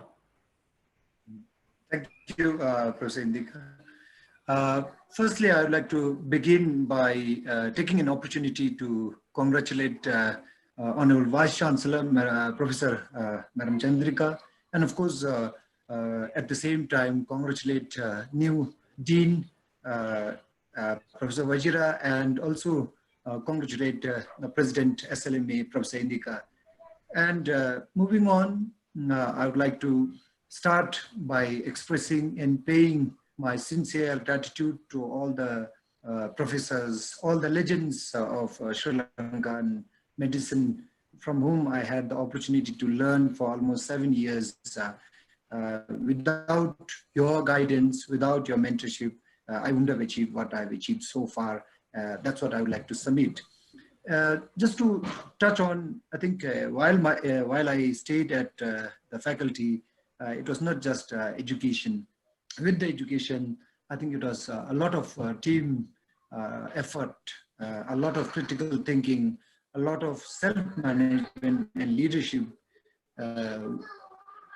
Values were inculcated and put into me, and these for now I'm finding it's such a wonderful, both in terms of personal and professional values, and for that I'm utmost thankful and truly grateful to all my great teachers.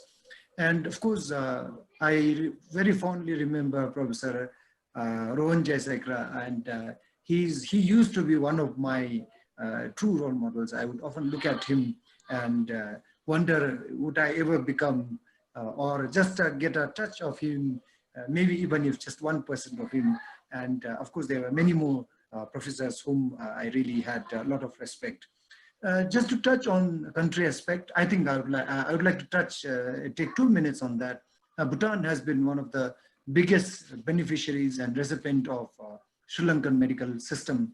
I think nearly 50% of our doctors currently working in Bhutan in last 10 years have been actually graduates from Sri Lanka, and out of that, major number actually is from Colombo faculty. And even some of our postgraduate doctors actually have come through the ranks from our faculty. And these doctors are doing wonderful service to the country and the health systems in Bhutan. And they do it with utmost dedication and of highest standards. And at this point, the doctors and the graduates, especially from Colombo faculty, is regarded as one of the best cohort of doctors Bhutan and the health system in Bhutan has ever seen in last 10 to 15 years. For that, again, my utmost gratitude and a lot of sincere thanks on behalf of the people of Bhutan, on behalf of our government and the king himself. Now coming to the impact, coming to what we are doing, what I'm doing because of all this values, all these cultures that I've learned. I mean, particularly for me, Sri Lanka was the first foreign country I ever had an opportunity to visit as a student. So I spent nearly 7 years plus, and then there I had a lot of cultural enrichment. And to me, even now, I always consider Sri Lanka as the second home. And even given an option, I would always go back and spend a lot of time in Sri Lanka. And I have a lot of wonderful friends with whom I still have contact even after 15 years of my graduation from there. Just to move on the highest standard that I learned during my stay, we are trying to replicate it because I work in a very new university of just six years. And the culture, I think I learned one of the best culture I learned in Sri Lanka, I can say, was through, though initially it looked like a very boring class, most of us would go to sleep, but then when I really realized one of the highlight for me as a student was the behavioral science stream. I knew most of the students used to sleep, but this were the highlight, which when I graduated, and I was posted in one of the remotest districts in Bhutan, and there what I saw was that the clinical aspects, the real clinical aspect did matter, but the small values, small tips, the tricks we learn in behavioral science actually made a lot of sense. And this was again, one of the uniqueness which is there only in Colombo faculty. And this is something that I, as a vice dean, now have worked with Professor Saroj Jayasinghe. My again immense thanks and gratitude to Professor Saroj for coming to Bhutan. We are seriously looking at it as again very well received, and all even the government level itself, they are saying that this is something that we must look at when we are planning to start with medicine, the undergraduate MBBS. Again, we are looking at closely, and we are again going to come to you again.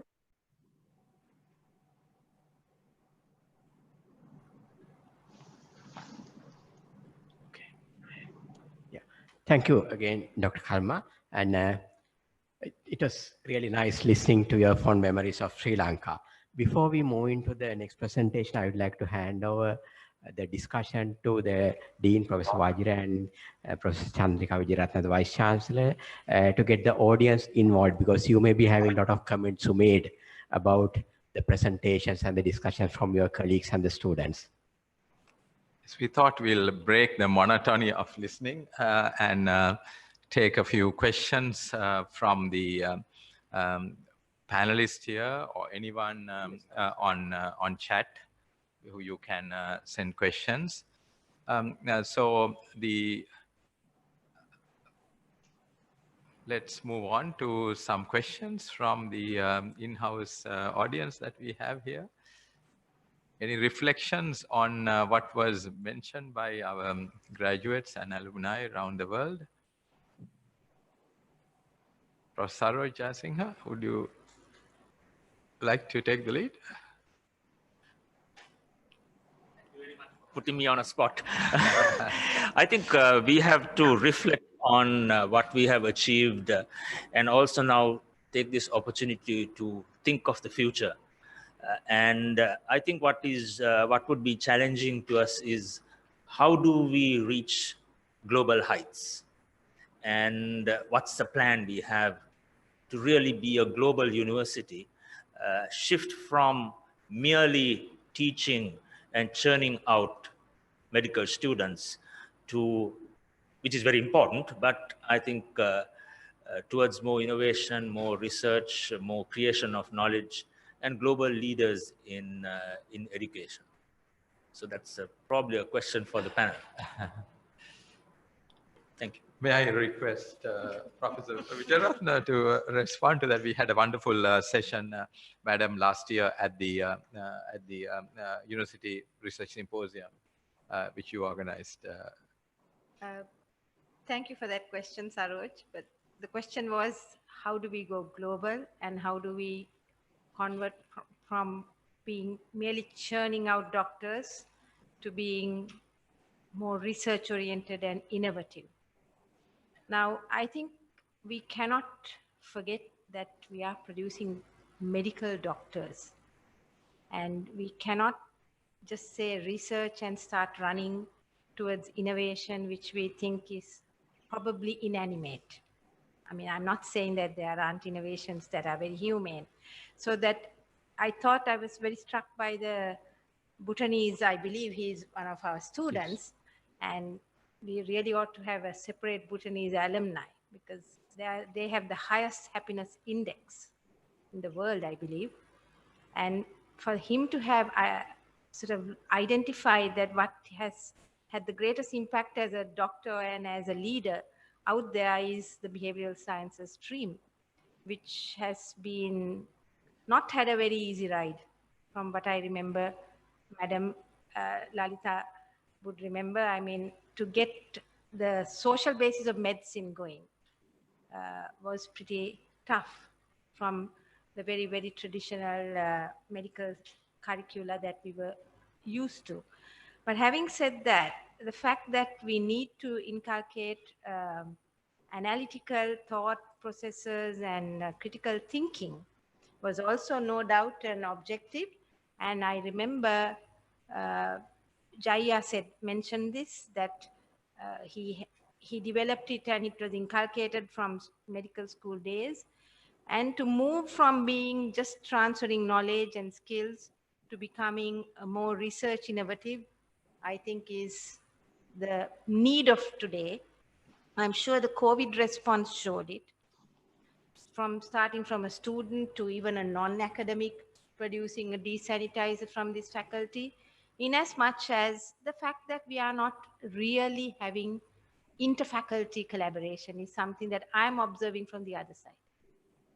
For example, science faculty and medical faculty should be more intertwined. Let's forget going global, just let's think of our university. So similarly with the humanities. And therefore, I think we have much to do. And like what our medical educationists are thinking of, I think we need to think more, not only globally, more practically for today's need. And of course, no doubt now the corona epidemic or the pandemic has also made us realize we have to go online, get out of the classroom, the traditional classroom, and probably give more valuable time for our student interactions for something more than just one-way information. My take on what have been hearing from the alumni is that we've got a training program in our faculty which is globally validated. From Bhutan, in a mountainous place in Bhutan, to the high-tech environment in US or UK or Australia. We are producing graduates who are able to function in any scenario across the globe. So we've got to, as you also saw in those presentations, different aspects of the curriculum were highlighted by different people. So that's also a quick cue that we should take from, because what are the strengths in our curriculum which make them function in those setups in an effective way. And then, of course, moving forward, obviously, there is research and innovation, which everybody is striving for. But that has to be done in a context, I believe, the society at large benefits, not research for the sake of research or innovation for the sake of innovation. But of course, you see, when you move into research and innovation, there should also be the avenues for commercialization and so on. So that is a fundamentally different, approach that we need to take, and that we cannot, I've been always saying this in our, outside fora with the government and so on. We cannot do research and innovation if the industry out there is not ready to take on those innovations and commercialize. So we've got to move our entire economy into a innovation-based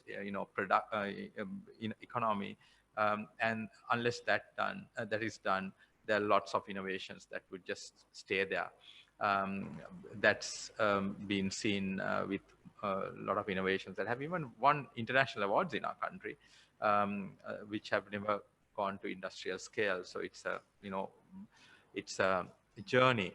And the Vice Chancellor would, back me up on this. So we've done, the university is now in the process of setting up the University of Industry Innovations, collaboration, UBL, University Business Linkage cells, and so on. But again, while we, move towards move towards that direction, we should also not, again, lose sight of the basics. I mean, that's what Corona has shown us. Like, I mean, if you don't have the basics, you are nowhere. I think the strength that we had in Sri Lanka was that we had our basics right. And so basics of public health, basics of clinical medicine need to be in place while we, move into, if you want, a more innovation, research and R&D and innovation-based approach. Yeah, Professor Vajra, I think, thank you. And we are getting some requests from the audience that they want to make some comments. Pramod, can we allow some of our participants?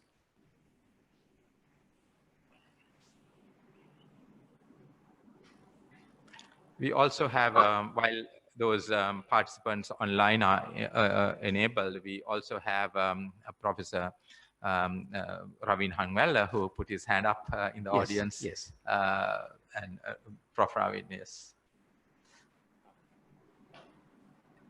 Just a few comments, really, Vajira, not a question. The faculty may not know that I was the first lecturer in the behavioral sciences. It was called I was the lecturer in psychiatry and clinical social sciences. That was my title. Professor Mendes was a very enthusiastic pioneer in the changing curriculum movement, as I can call it. And when I joined the department as a seconded registrar, he said, okay, I will take you to the department on one condition: you have to do both psychiatry and teach this new thing called clinical social sciences. So obviously I said yes, and in 1990 I joined the faculty, and I had this 1 hour on Thursday morning where I taught the students the wonders of the doctor-patient relationship. So that was the beginning of the behavioral sciences. I think the faculty may not know this actually. And then later when I came back from the UK, Professor Lalita Mendes was the dean, and behavioral sciences was in kind of starting, but then I was not very happy with the curriculum. I wanted to do the changes in the communication skills. And Madam Lalita Mendes, I said, okay, what do you want to do? I said, I want to go to Oxford, and they have a wonderful program there. Can I go and have a look and come back? And can I have some money? And Professor Lalita Mendes said, okay. And she gave me $2,500 and said, don't tell anybody. Have a good time. And that was minus the airline ticket also. So anyway, so I went to Oxford and 3 weeks, studied the program, came back, and that's when we started the communication skills program. And one tangible thing that came out of it, and that's a good trace actually, what teaching can do to an entire country. I brought back the breaking bad news model called the spikes model, Robert Buckman. And this I taught to the entire faculty many years ago. And now all the students, alumni of this medical faculty know the spikes model. And I know how to distinguish a Colombo alumni from a non-Colombo alumni. I asked them, do you know the spikes model? If they say no, then they are not from Colombo. And they all know it. So that's been wonderful. So it's actually teaching can make a difference. And this is a good tracer because I know I brought it and now everybody knows it. And for the future, I have a few plans. I will not waste time here telling you, but there's a little problem in the faculties all over the world. What we are noted is that after the 3rd year, the students lose their empathy. They come empathic and they become non-empathic doctors. And that's called the 3rd year empathy drop. It's a recognized problem. And there's one medical school in the US that has actually formulated a program to combat this drop in empathy, and that's been very successful. It's the Jefferson Medical School, and they have a very practical program that we can initiate. So I have this idea with Vajra now taking on this new role, and Madam Vice Chancellor, whether we can do it in this faculty. It is possible. I will not go into details today, But that is my next task for the next 25 years. I won't be there for the 175th, but at least maybe we can increase the empathy of this faculty for a start and prevent this empathy drop in the third year, which is a big problem in all medical schools. Doctors come in empathic, go out of medical school non-empathic. That's a recognized phenomenon. So thank you very much. Those are my comments. Thank you. Thank you. Thank you for highlighting that very interesting aspect of medical education, which we should, I think, definitely consider. Mhm. There are some comments coming from the audience also. Some want to make some comments from their end. If I am to summarize most of the comments, they want to find out how we can make our graduates as change agents to improve the health in the rural areas. If maybe Prof. Lalita Mendis or Dr. Krishant, Prof. Krishant, anyone can answer very briefly? Or Professor Sarojay Singh?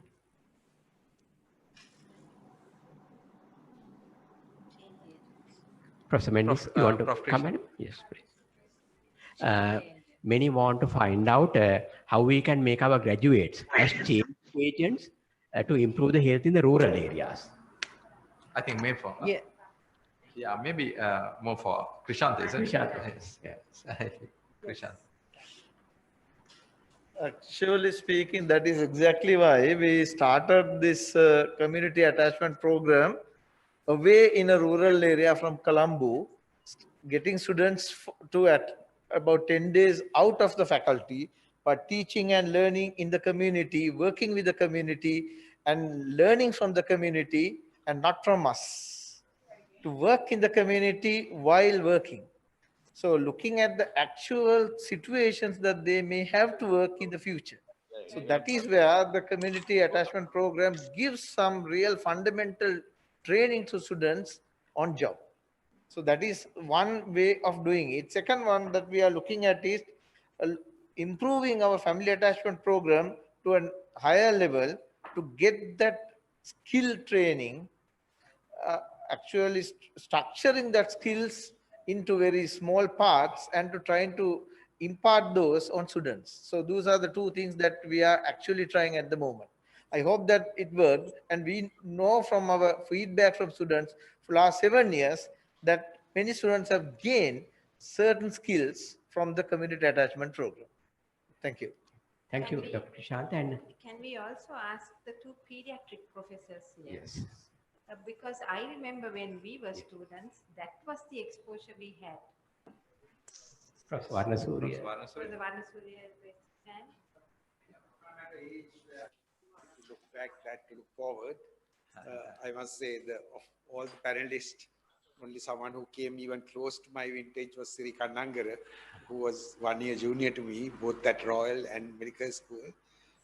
Anyhow, looking back, in 1966, when I was a fourth year medical student here, it was Professor Earl Fonseca and Professor Priyani Soiza who started the family attachment program. We had to visit a family in our community health project area in Piracote during a period of 6 months. Once a week in 6 months, and then during the professorial appointment, we had to go very regularly, and we had seminars here in the public health community room. So that was the first family attachment program. I think that was 52 years before Rome, reorientation of medical education for producing community-oriented graduates. And it was 22 years before the Edinburgh Declaration, which said that the venues for medical education should not only be in a hospital, but in a community. And so the Colombo Medical School initiated this scheme, he referred to the family attachment in 1966. I was in the first group that ever went out there. And then once I qualified, I joined the department, and along with Professor Sanat Mohammad Surya and people, we continued this social pediatric program. And that program has percolated to every medical school in Sri Lanka now in one form or the other. And it has really helped to transform the orientation of clinical training, in that we are looking more at the social and the community aspects.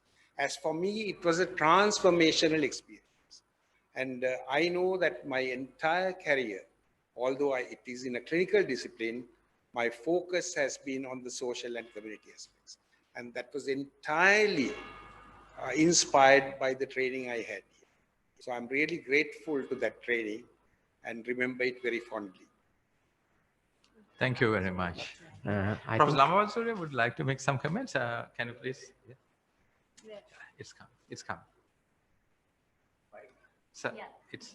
Oh, I think Narada has mentioned most of the things about the social pediatric program. Now, I think you all know that I'm involved in the new medical faculty in Sabaragamu. I've been the consultant for that project. And what I have in mind at Sabaragamu is for about 2 or 4 students to be attached to a family from their first year. And then for them to look after that family until they graduate, and to have some supervised visits together with the MOA staff and some academic staff of the faculty, and for them to be introduced to the community right from day one. At the same time, because they are going to be involved with clinicals, hospital visits also from the first year itself. So from the first year itself, introduce them to the community as well as to the hospitals. Going to the hospitals is not to examine patients, but to see the setup of a hospital. For instance, the path taken by a patient who comes with a complaint, who is seen at the outpatients department, and then he's taken to a ward for admission, from where he gets his meals, from the x-rays are done. So something like that. Early exposure and gradually broaden it as they enter the clinicals, and also broaden it when they go into the community. So that's what I have in mind for Sabaragamu. Thank you. Thank you very much. Saroj. Yes, Prof. Saroj. Yes. Yeah, just to make a few comments. I think some of these we actually had initially in the new curriculum, where students went to the hospitals from first year, but subsequently we have lost some of those. I also want to highlight about the Department of Medical Humanities, because that's something which was established in 2016. And that was as part of the behavioral sciences program. And we have been pioneers in that. And we are the pioneers in medical humanities in the region. I happen to be the founder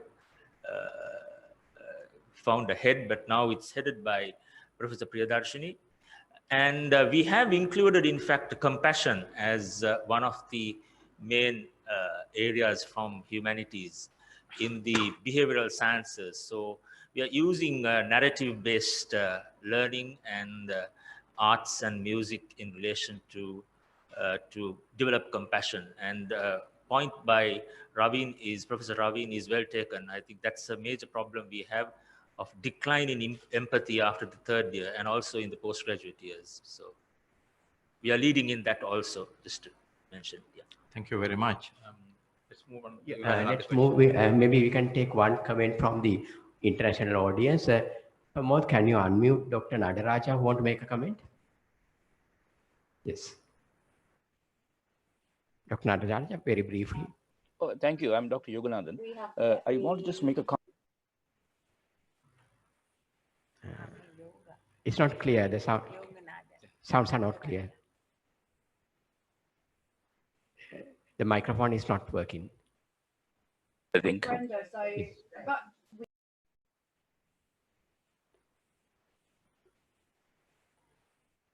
Can you hear me now? Yes, Hello? you can. Yeah. Yes.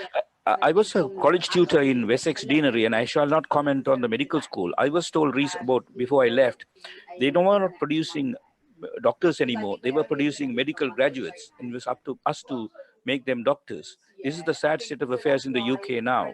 I'm pleased to hear Professor from Manchester is trying to do that, but I think I'm a great believer that Sri Lanka produced doctors. The last comment I want to make is evidence-based practice sometimes based on hard evidence. I think we need to combine evidence and tradition. What I'm hearing in the last few years, first few comments is about how medicine has drifted away from tradition. That means we are treating people increasingly as objects rather than people.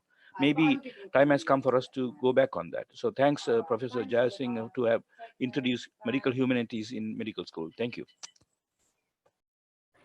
Raja.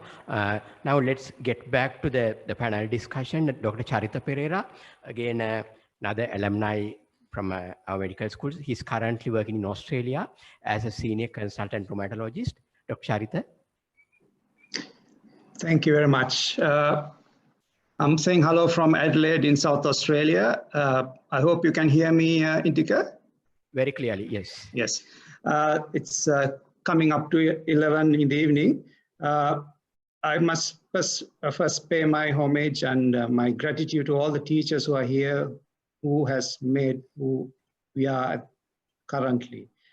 There are a lot of things I learned from the medical school. Just to go back, previous speakers spoke about the education, the breadth and the depth of the education and the discipline and the commitment that we learned from medical school has worked a long way for us in overseas countries. A lot of the doctors who work in Australia, who are graduates from Colombo, are well respected and recognized for their knowledge. And I thank all our teachers for that. Something I learned personally, in addition to all of that, is also leadership. I'm glad to see that being part of the student union in my final years, Vajira, who was a secretary, and Pardeniya and Katulanda, and Professor Pishatapattu, they've been following that leadership training that we had at medical students. And that's gone a long way in my career as well, because I do a lot of social work and other aspects of leadership in where I live in Adelaide. My passion is for rehabilitation medicine or subacute medicine, which I've been practicing for the last 20 years. We are in Australia with a very aging population, and it's the same everywhere in the world and in Sri Lanka as well.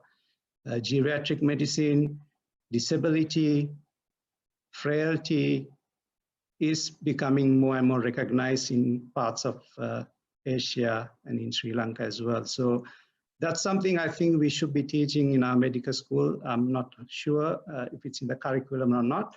If it's in the curriculum, I'm so happy. We are struggling to introduce it in the Australian medical schools.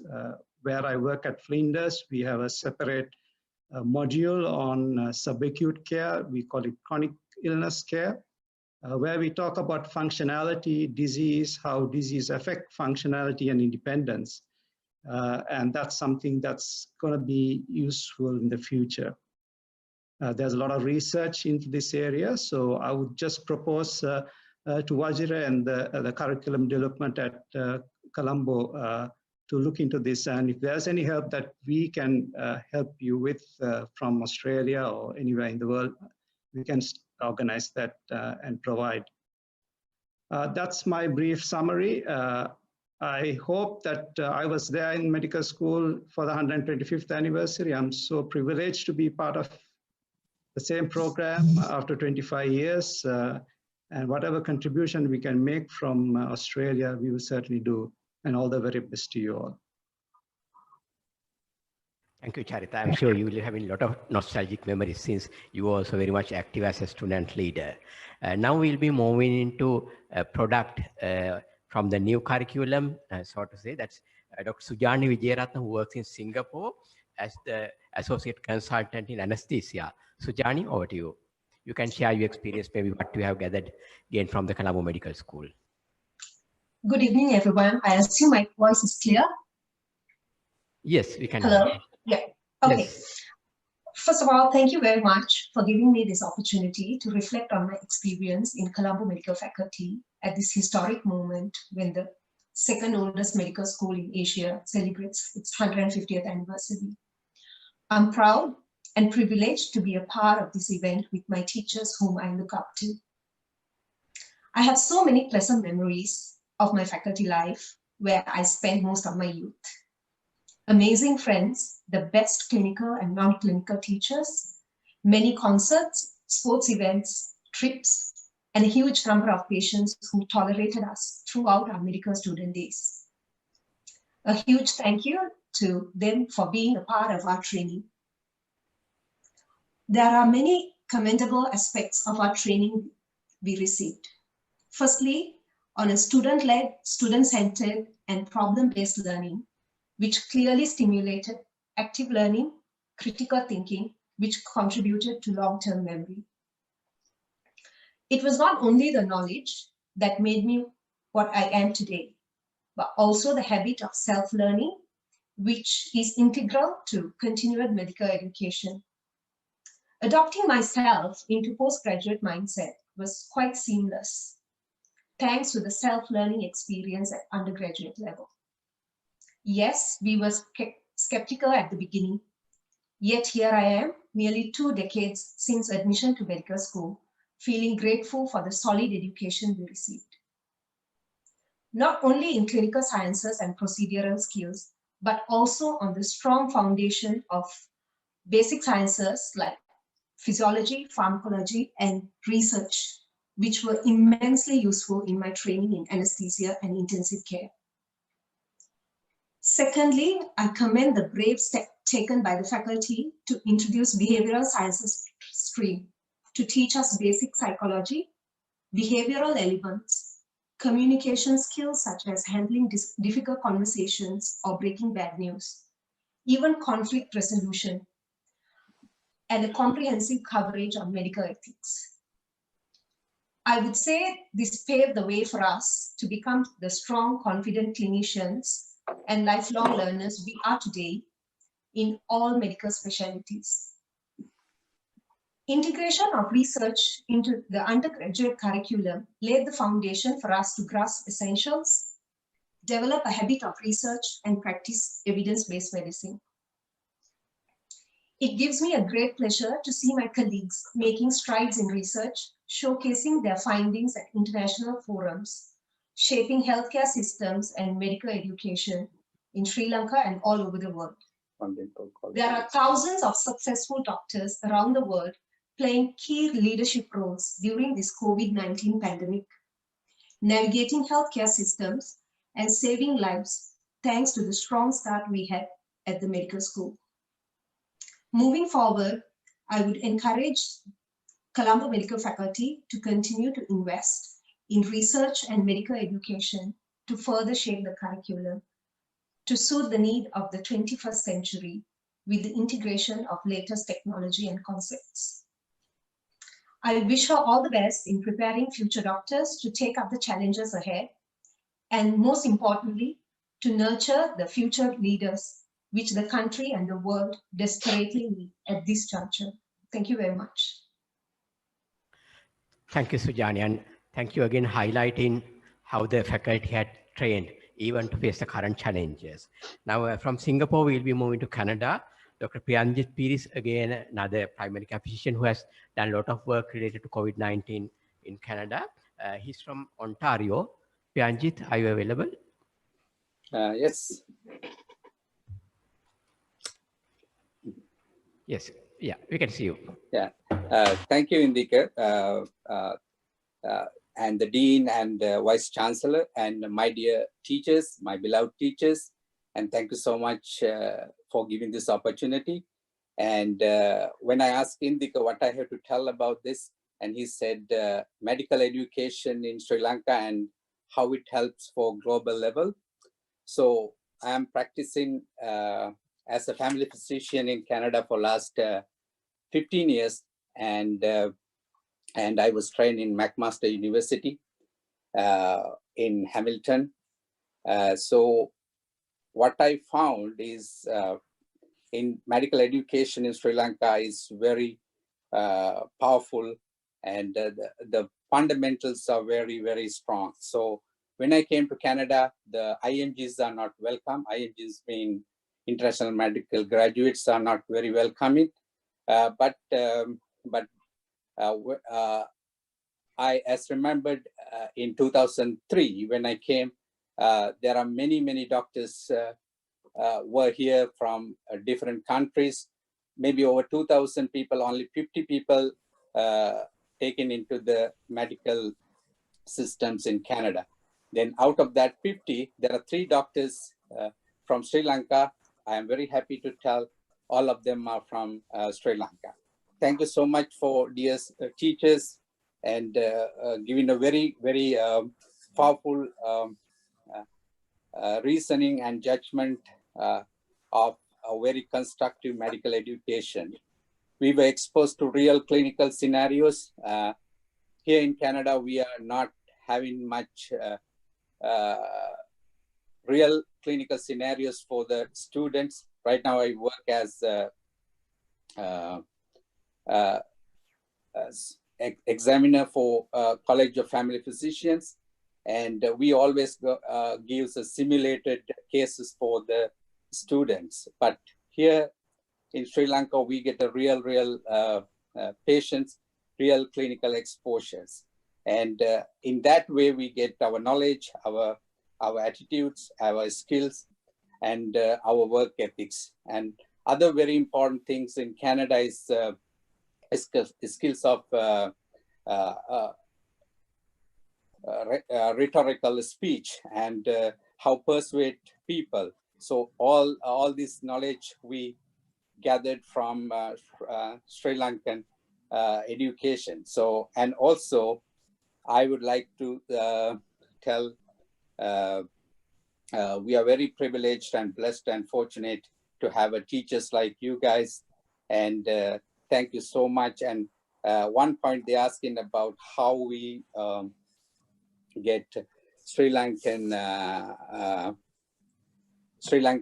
medical education in global levels.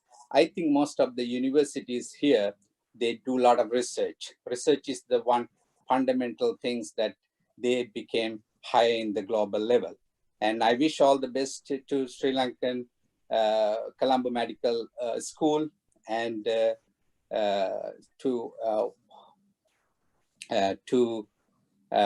continue this legacy forever. Thank you so much. I'm from Canada, Ontario. Thank you. Now again, we'll move into another different area, that is how the student activities or maybe the student union activities can help to improve your career or maybe the experience, exposure, so on and so forth. About several years ago, there was a newspaper headline saying Kremlin is against Russian decrees. So we'll invite Dr. Kremlin Wickramasinghe to talk about his experiences. Thank you, Professor Karunatilaka, for that introduction. Greetings to our new dean, Professor Vajradisana, and to the Vice Chancellor as well. I was asked to speak a few words about how my education helped for the current job I'm doing. I work for the World Health Organization, Regional Office for Europe. So my job is frontline, contacting, responding to the countries, 53 countries in our region when they contact us. When we don't have guidelines, we have to provide best available scientifically backed evidence-based advice. Where did we learn the basics of our research? That's from the faculty. Of course, part of the research training was in the curriculum, but what I really want to highlight is how some of you teachers went above and beyond your job description or teaching to give us those skills. When I was in the Students' Union, I used to go to MEDAC to take the free printouts and photocopies for Students' Union protest press releases. I think Dr. Zujipa wanted to stop me coming. So once he said, Kremlin, we are going to organize student scientific sessions. Do you want to do a research for the scientific sessions? I was a fourth-year medical student, didn't know anything about research, but I wanted to continue going to MEDAC to take those free printouts. So I said, yes, I like to do a research for the scientific sessions. That's where I learned basics of developing a questionnaire, how to write an abstract, present in a scientific session. So I know you always look for any opportunity to give us, to nurture us with those lifelong skills, and I still use them. Not just me, our team was looking at the research papers came up during COVID-19, and my colleagues were presenting these papers, and two papers were from Colombo faculty last week that they presented. One from Dr. Prasad Katlanda on diabetes and COVID-19 management. Second one from Dr. Anil Jayawardena on nutrition, improving infections and immunity. So it was great to see great papers coming out of faculty and also you training us on those research. My second point is on hands-on public health experience. The WHO now has 3 global priorities. First one is protecting people from health emergencies. For me, my best example was from the tsunami. And I can see Professor Lamabat Suri in the audience. When we came and asked him as the student union president, sir, can we take students to tsunami affected areas? He said yes straight away. I know the responsibility he took to send 300, 400 students on a very disaster area without any facilities. But our Vice Chancellor, Professor Chanjika Vijayaratne, Professor Rizvi Sharif, they all joined us. They went to places like Muttur, Kenya, by Trincomalee, by boats with us. I know for some of you, it may be a small thing, like this is what doctors do. We go to a flood affected area and do a medical camp. But for us, you gave us the opportunity to see public health emergency on the ground. And for me, that really shaped my career to do global health lit and really change our lives. So you had families, you had children, but still you took the challenge to go a few days to these areas with us. So it's meant a lot for us, and how you went above and beyond your job to nurture us, give those opportunities is great. And then some of the training courses that faculty developed. Dr. Indi Karnatilaka developed a disaster management course. You got students who help you. Now in my job, I have to develop courses to many countries. Sometimes our 53 countries include UK, Germany, Canada, so not Canada, Spain. On the other hand, Tajikistan, Russia, Kyrgyzstan, very diverse set of countries. But the basic principles I learned from you, how to develop a training course for healthcare professionals, I can still apply from you. My final word is actually a response to Professor Saroj Jaising's question. How do we reach global height? I know most of you had insights about from clinical side, but from a global health side, I think the new buzzword I hear is from WHO, agile way of working. They say we want to make sure our staff can work agile with maximum flexibility, less restriction, achieving best results. I'm very confident in working in a hierarchical way because that's where we train. We respect the seniority expected, and we know territories. We know if we do something which belongs to the other department, they get upset. So we know not to do that. But when the organization expects employees to thrive in an agile way, we need a different set of skills. So I think in addition to the knowledge, if we can develop those competencies and help graduates to demonstrate those competencies, I think that will be helpful. That's what I'm trying to learn, and I think that will be useful for the future global health. So finally, thank you to all of you for the opportunity. Great to see many of my teachers there, and we are ever grateful for the education we got from the faculty. Thank you. Thank you, Kremlin. Again, you highlighted the importance of the non-formal and informal learning experience and how far those experiences can take you. Now, I would like to hand over to Dr. Professor Ajira Disanayaka and Professor Chandrika Vijayaratne to take you to the next maybe 10-15 minutes to conclude the session and get the comments from our audience, who are the teachers and the experts. So we have heard from our graduates, and I think there are real loud and clear messages that are coming through. I was thinking how we respond to this. Maybe we haven't heard from the former dean, Professor Jennifer Pereira. So to move on to the next set of, next round. Shall we have a dean's round, maybe? Okay. Former dean's round. Former dean's round, yes. Okay, thank you, Vajira, for the invitation. Yes, they were very interesting remarks by our former graduates, both young and old. They gave us many strong messages about the different aspects of our curriculum, which we didn't see as strengths, but which they have identified as very important areas we may not have actually thought about being strengths. For example, the comments about behavioral sciences stream, I thought was very valid because, that is something that we have not really harped a lot about, like communicating with patients. But of course, we have taken the lead. I think we should strengthen those areas as we go along. I think it's the right thing that we did by developing a medical humanities department. Now, leaving that aside, we also need to go with the world, rest of the world.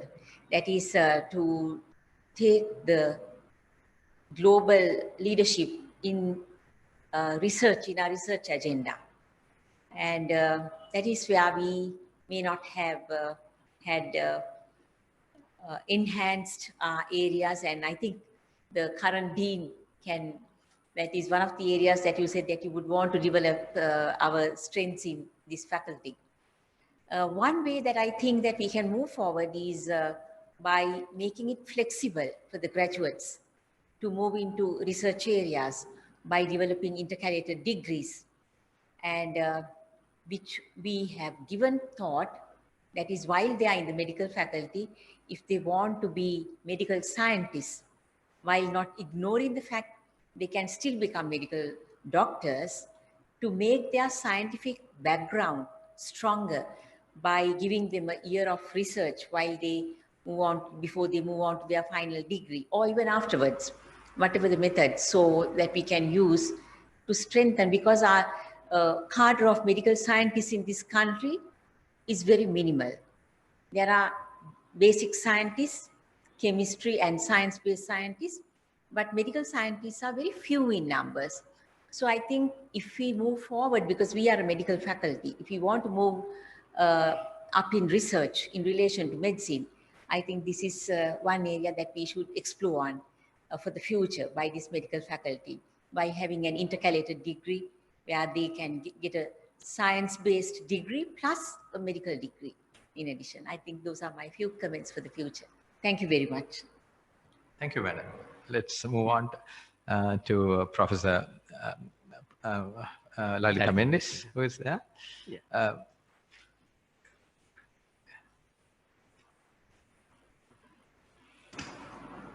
Thank you, Vajra. Now,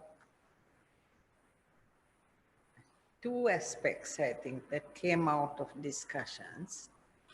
One is about rural medicine and the reluctance of some of our doctors to go and practice in rural areas.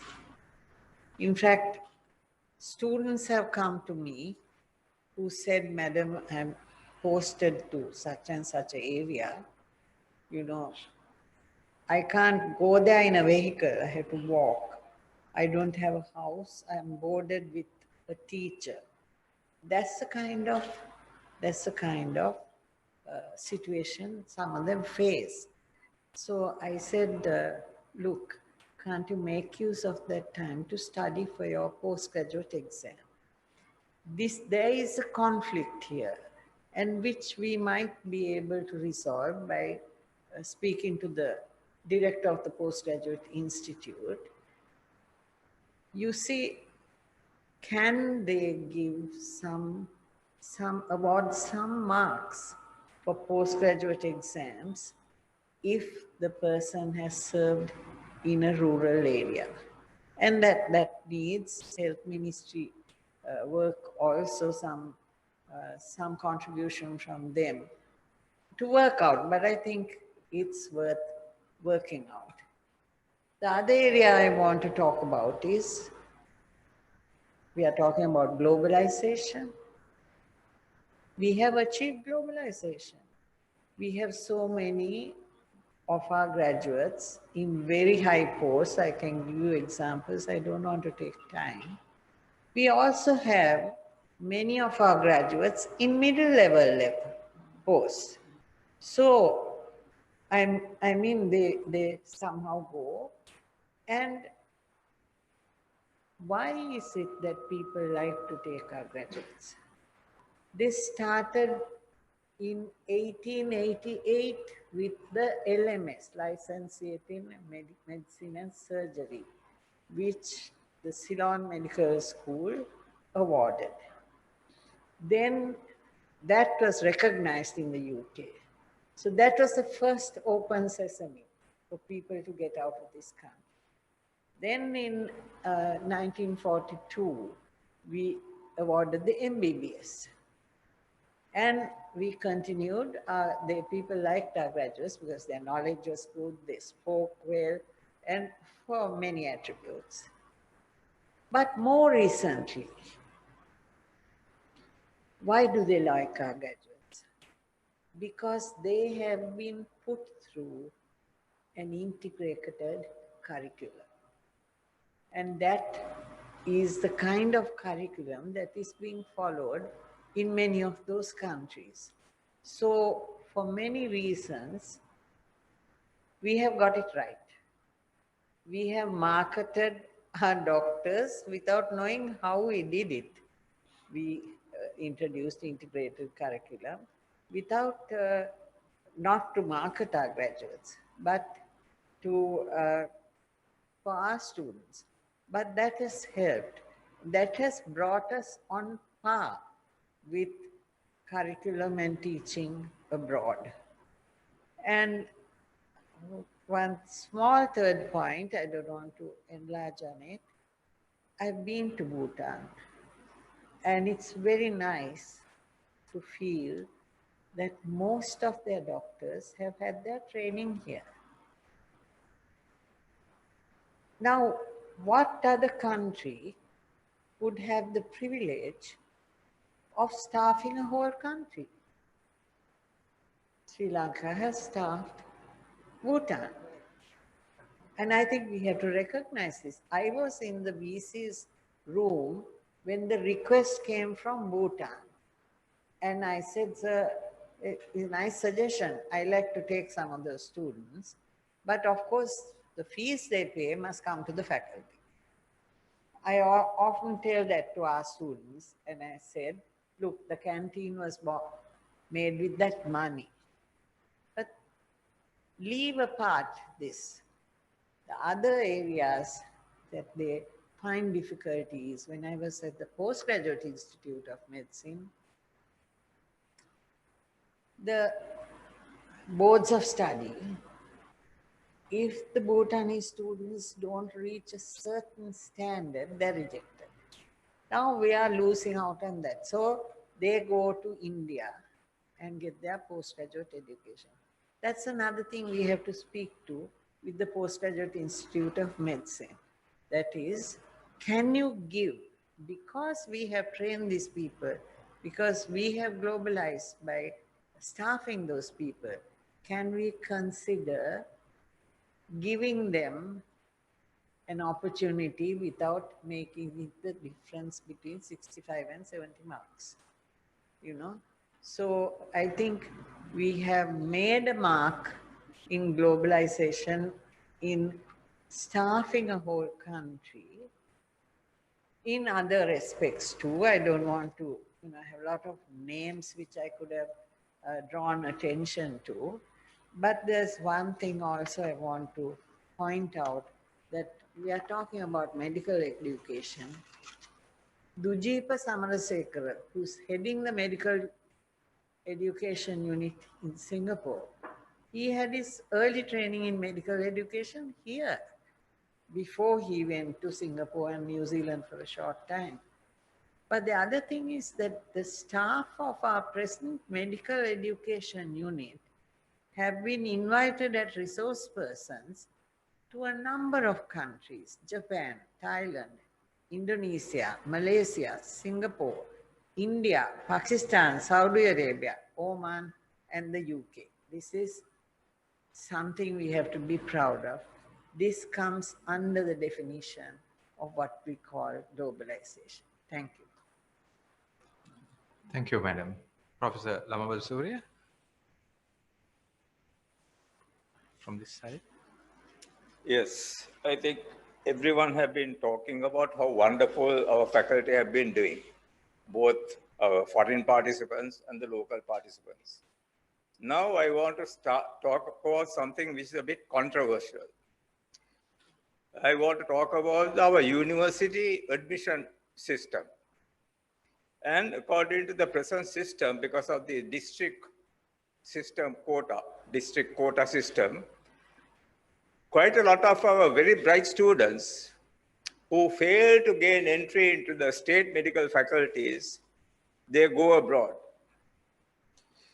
And I think only a fraction of them return to the country. And that's a huge brain drain of our intelligentsia. And when they go abroad, some of their parents also, who are employed, occupying important posts, they also go abroad to be with their children. So it's about time that I think we pressurized the higher authorities to change this district quota system. It's about time. Now our faculty is putting up massive buildings. Surely we can take an increased quota. I think we should take an increased quota of students. And in that quota, I suggest that we have fee-living students, not only from Sri Lanka, but from abroad. Just as much as we cater to Bhutanese, I think we can attract students from abroad as well. And that is not at the expense of slots made available for local students. We can accommodate as much as local students as possible, but also open the doors for foreign students to bring in very, very valuable funds to develop the faculty further. This is something controversial, but we should not be sitting and sort of applauding one another and saying how wonderful we have been doing. We have to think of the future. And we have to think very, very hard about changing our admission policy. Thank you. I think Professor Krishanta Veerasuriya want to make a brief comment, and then maybe we can move to Professor Rohan Jayasekara, and we have the SLMA past president, Dr. Anla Vijayasundar also, to make very brief comments before we conclude. Professor Krishanta Veerasuriya, if you want to make a brief comment. Very quickly on the admissions policy, this is a huge situation which is not only related to the education, but to also our social, our equity policy. The district quota system where you discriminate against people, students with lesser educational opportunities is not unique to this country. Oxford, Cambridge, the high universities simply take students from poor schools, and when they graduate, they find that those students have earned much more honors than the other students. What we have failed in Sri Lanka is to evaluate this district quota system and to rebalance it. And finally, free education is what has got us here, and we cannot sacrifice that. That is for us our lifeblood. This is our free education, which committed us to providing education on the basis of ability and not on the basis of whether you could pay. And this should remain for another 150 and more years. Thank you very much. Thank you, Professor Veerasuriya, and highlighting us the importance of free education and the value. We'll take two more brief comments, maybe one from Professor Rohan Jayasekara, the former dean, and then Dr. Anla Vijayasundar, the past president of SLMA, before we conclude.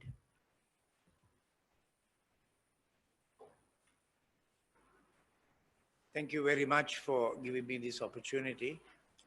We have, I think, this evening listened to a very broad spectrum of views, from globalization to localization. But one fact that I picked up from one of the overseas speakers was, he said, we don't want to produce medical graduates. We want to produce doctors. And I think there's a deep meaning there. Something that has been very close to my heart all throughout my career here is that empathy apart, soft skills, communication skills, and that quality of humanness needs to be reinforced still in our graduates. With that in view, I'm sure the behavioral stream is doing a great job, and the Department of Humanities, which has been launched now, is doing a great job. But I feel that we need to look at the end product, because when you speak to patients in society, one thing that they usually mention is that this doctor didn't have good soft skills, bedside manners were lacking, or he was rushed, or he didn't treat me as a patient and a human being. So I feel that we need, Dean, to reinforce that, because at the end of the day, it is that doctor, that healer, that person with a humanness, with a heart, who is recognized as a good doctor. Skills we have acquired, as Professor Lalita Mendis said, looking at that sample, just listening to that, just a small sample of our globalized experts, it brings tears to my eyes of the caliber of student we have produced, the caliber of doctor. So I feel that we need to focus our attention a little bit more on this other neglected aspect. And that, of course, means a lot of personal contact with the student community so that we will end up with that great medical graduate from Colombo who will be admired and even adored and held in awe in the future. Thank you very much. Yeah, thank you. And Dr. Anla Vijay Sundara, you want to make as a past president of SLMA?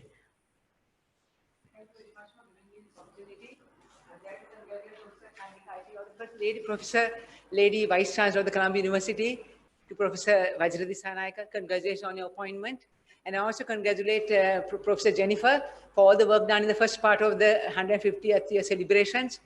To Professor Indika, thank you very much for inviting me.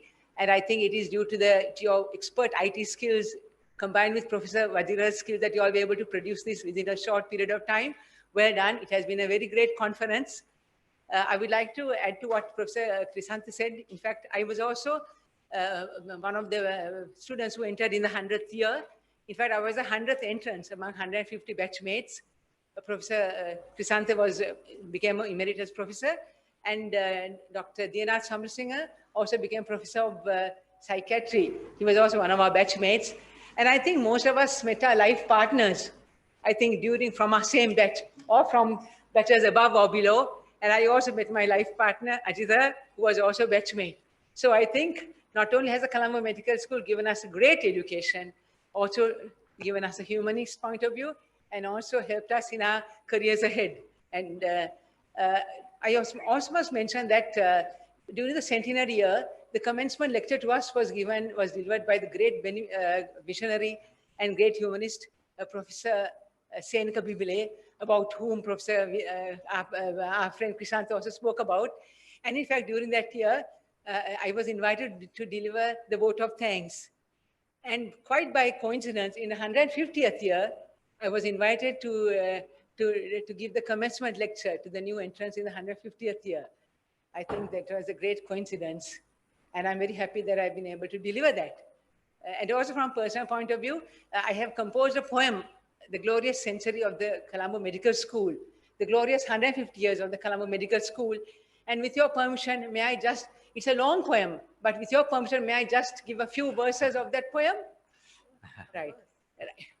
The year 2020, the 1st of June, heralds 150 years of the Colombo Medical School. The diseased and depopulated Vanni in the year 1860 gave rise to the medical school in 1870. It was during Governor Hercules Robinson's reign. In the surgical wards of Colombo General, the school arose. The northern surgeon James Lewis became the first principal of the Colombo Medical School. Then it goes on for 30 more years, 30 more verses. And then the final two verses are, the year 2011, the junior genetist, Professor Rohan Jayasekara, came to the fore. He transformed the Department of Anatomy with Professor Vajra as never before. Professor Jennifer Pereira was our dean at 150 years, and she added 4 new departments and transformed the medical career. The year 2020, our medical school had reached 150 years, an event of great magnitude that deserved much celebration. The Colombo Medical Congress and the banquet were held with great cheer. But sadly, COVID-19 cancelled many celebrations, oh dear. In the next century, may our school continue to soar and realize the aspirations of our founders and continue to roar. May our medicos emulate generosity, vigor, and zest. And may our school, by all faiths, forever be blessed. Chirang Jayatu, long live the Colombo Medical School. 3 cheers to the Colombo Medical School. Thank you. Thank you very much. And I think that's a very excellent note to, to conclude this conference.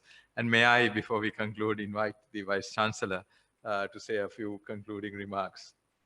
Thank you very much. I think that was an apt ending to a very interactive and also truly global outreach that we had.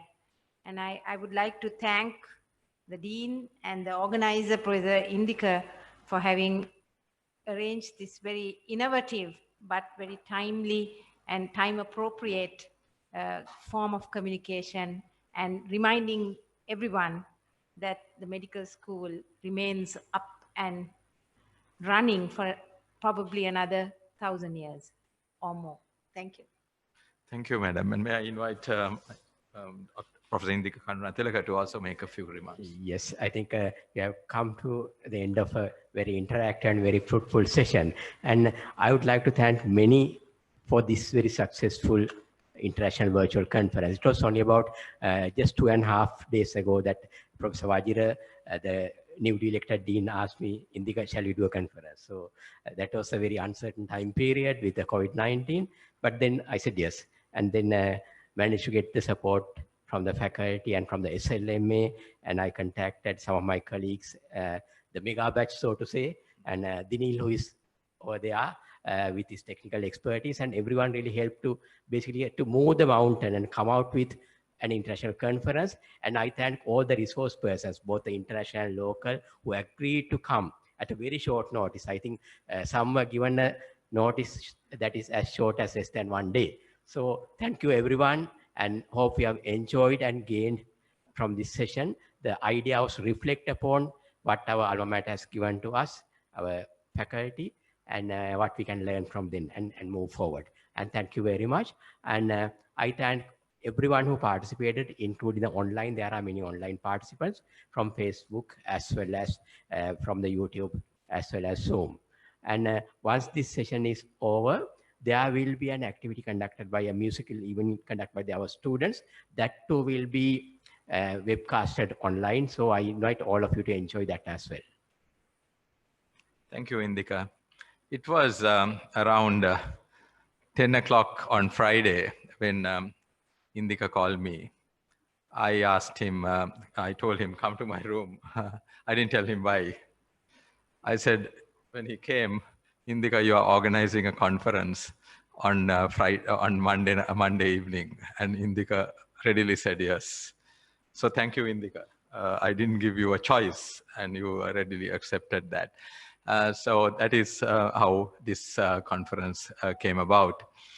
Along the way, many people contributed.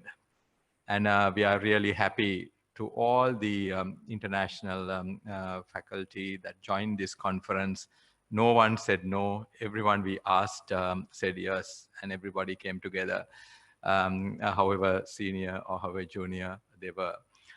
And of course, when I reached out to all of you, also giving very short notice, as much as not less than a day, all of you also came forward. So it's that collaborative atmosphere that inspires me to go on and do more. And I'm so grateful to all of you for having accepted this invitation today and for being here, both virtually as well as in person. And we look forward to taking this dialogue further. This is the beginning of a series of such events. And we hope that as we go on, we'll mold our ideas, learn from our past, look at the future, or first of all, learn from our past, reflect on where we are today, and of course, then make plans for the future so that we would become become a globally competitive, much stronger, as well as a much more diverse institution in the years to come. So with that, I would like to say thank you very much for being here this evening to the in-house participants. And thank you very much to all those who joined us. And I would like to invite all of you who are here now for a small reception in the senior common room. Thank you.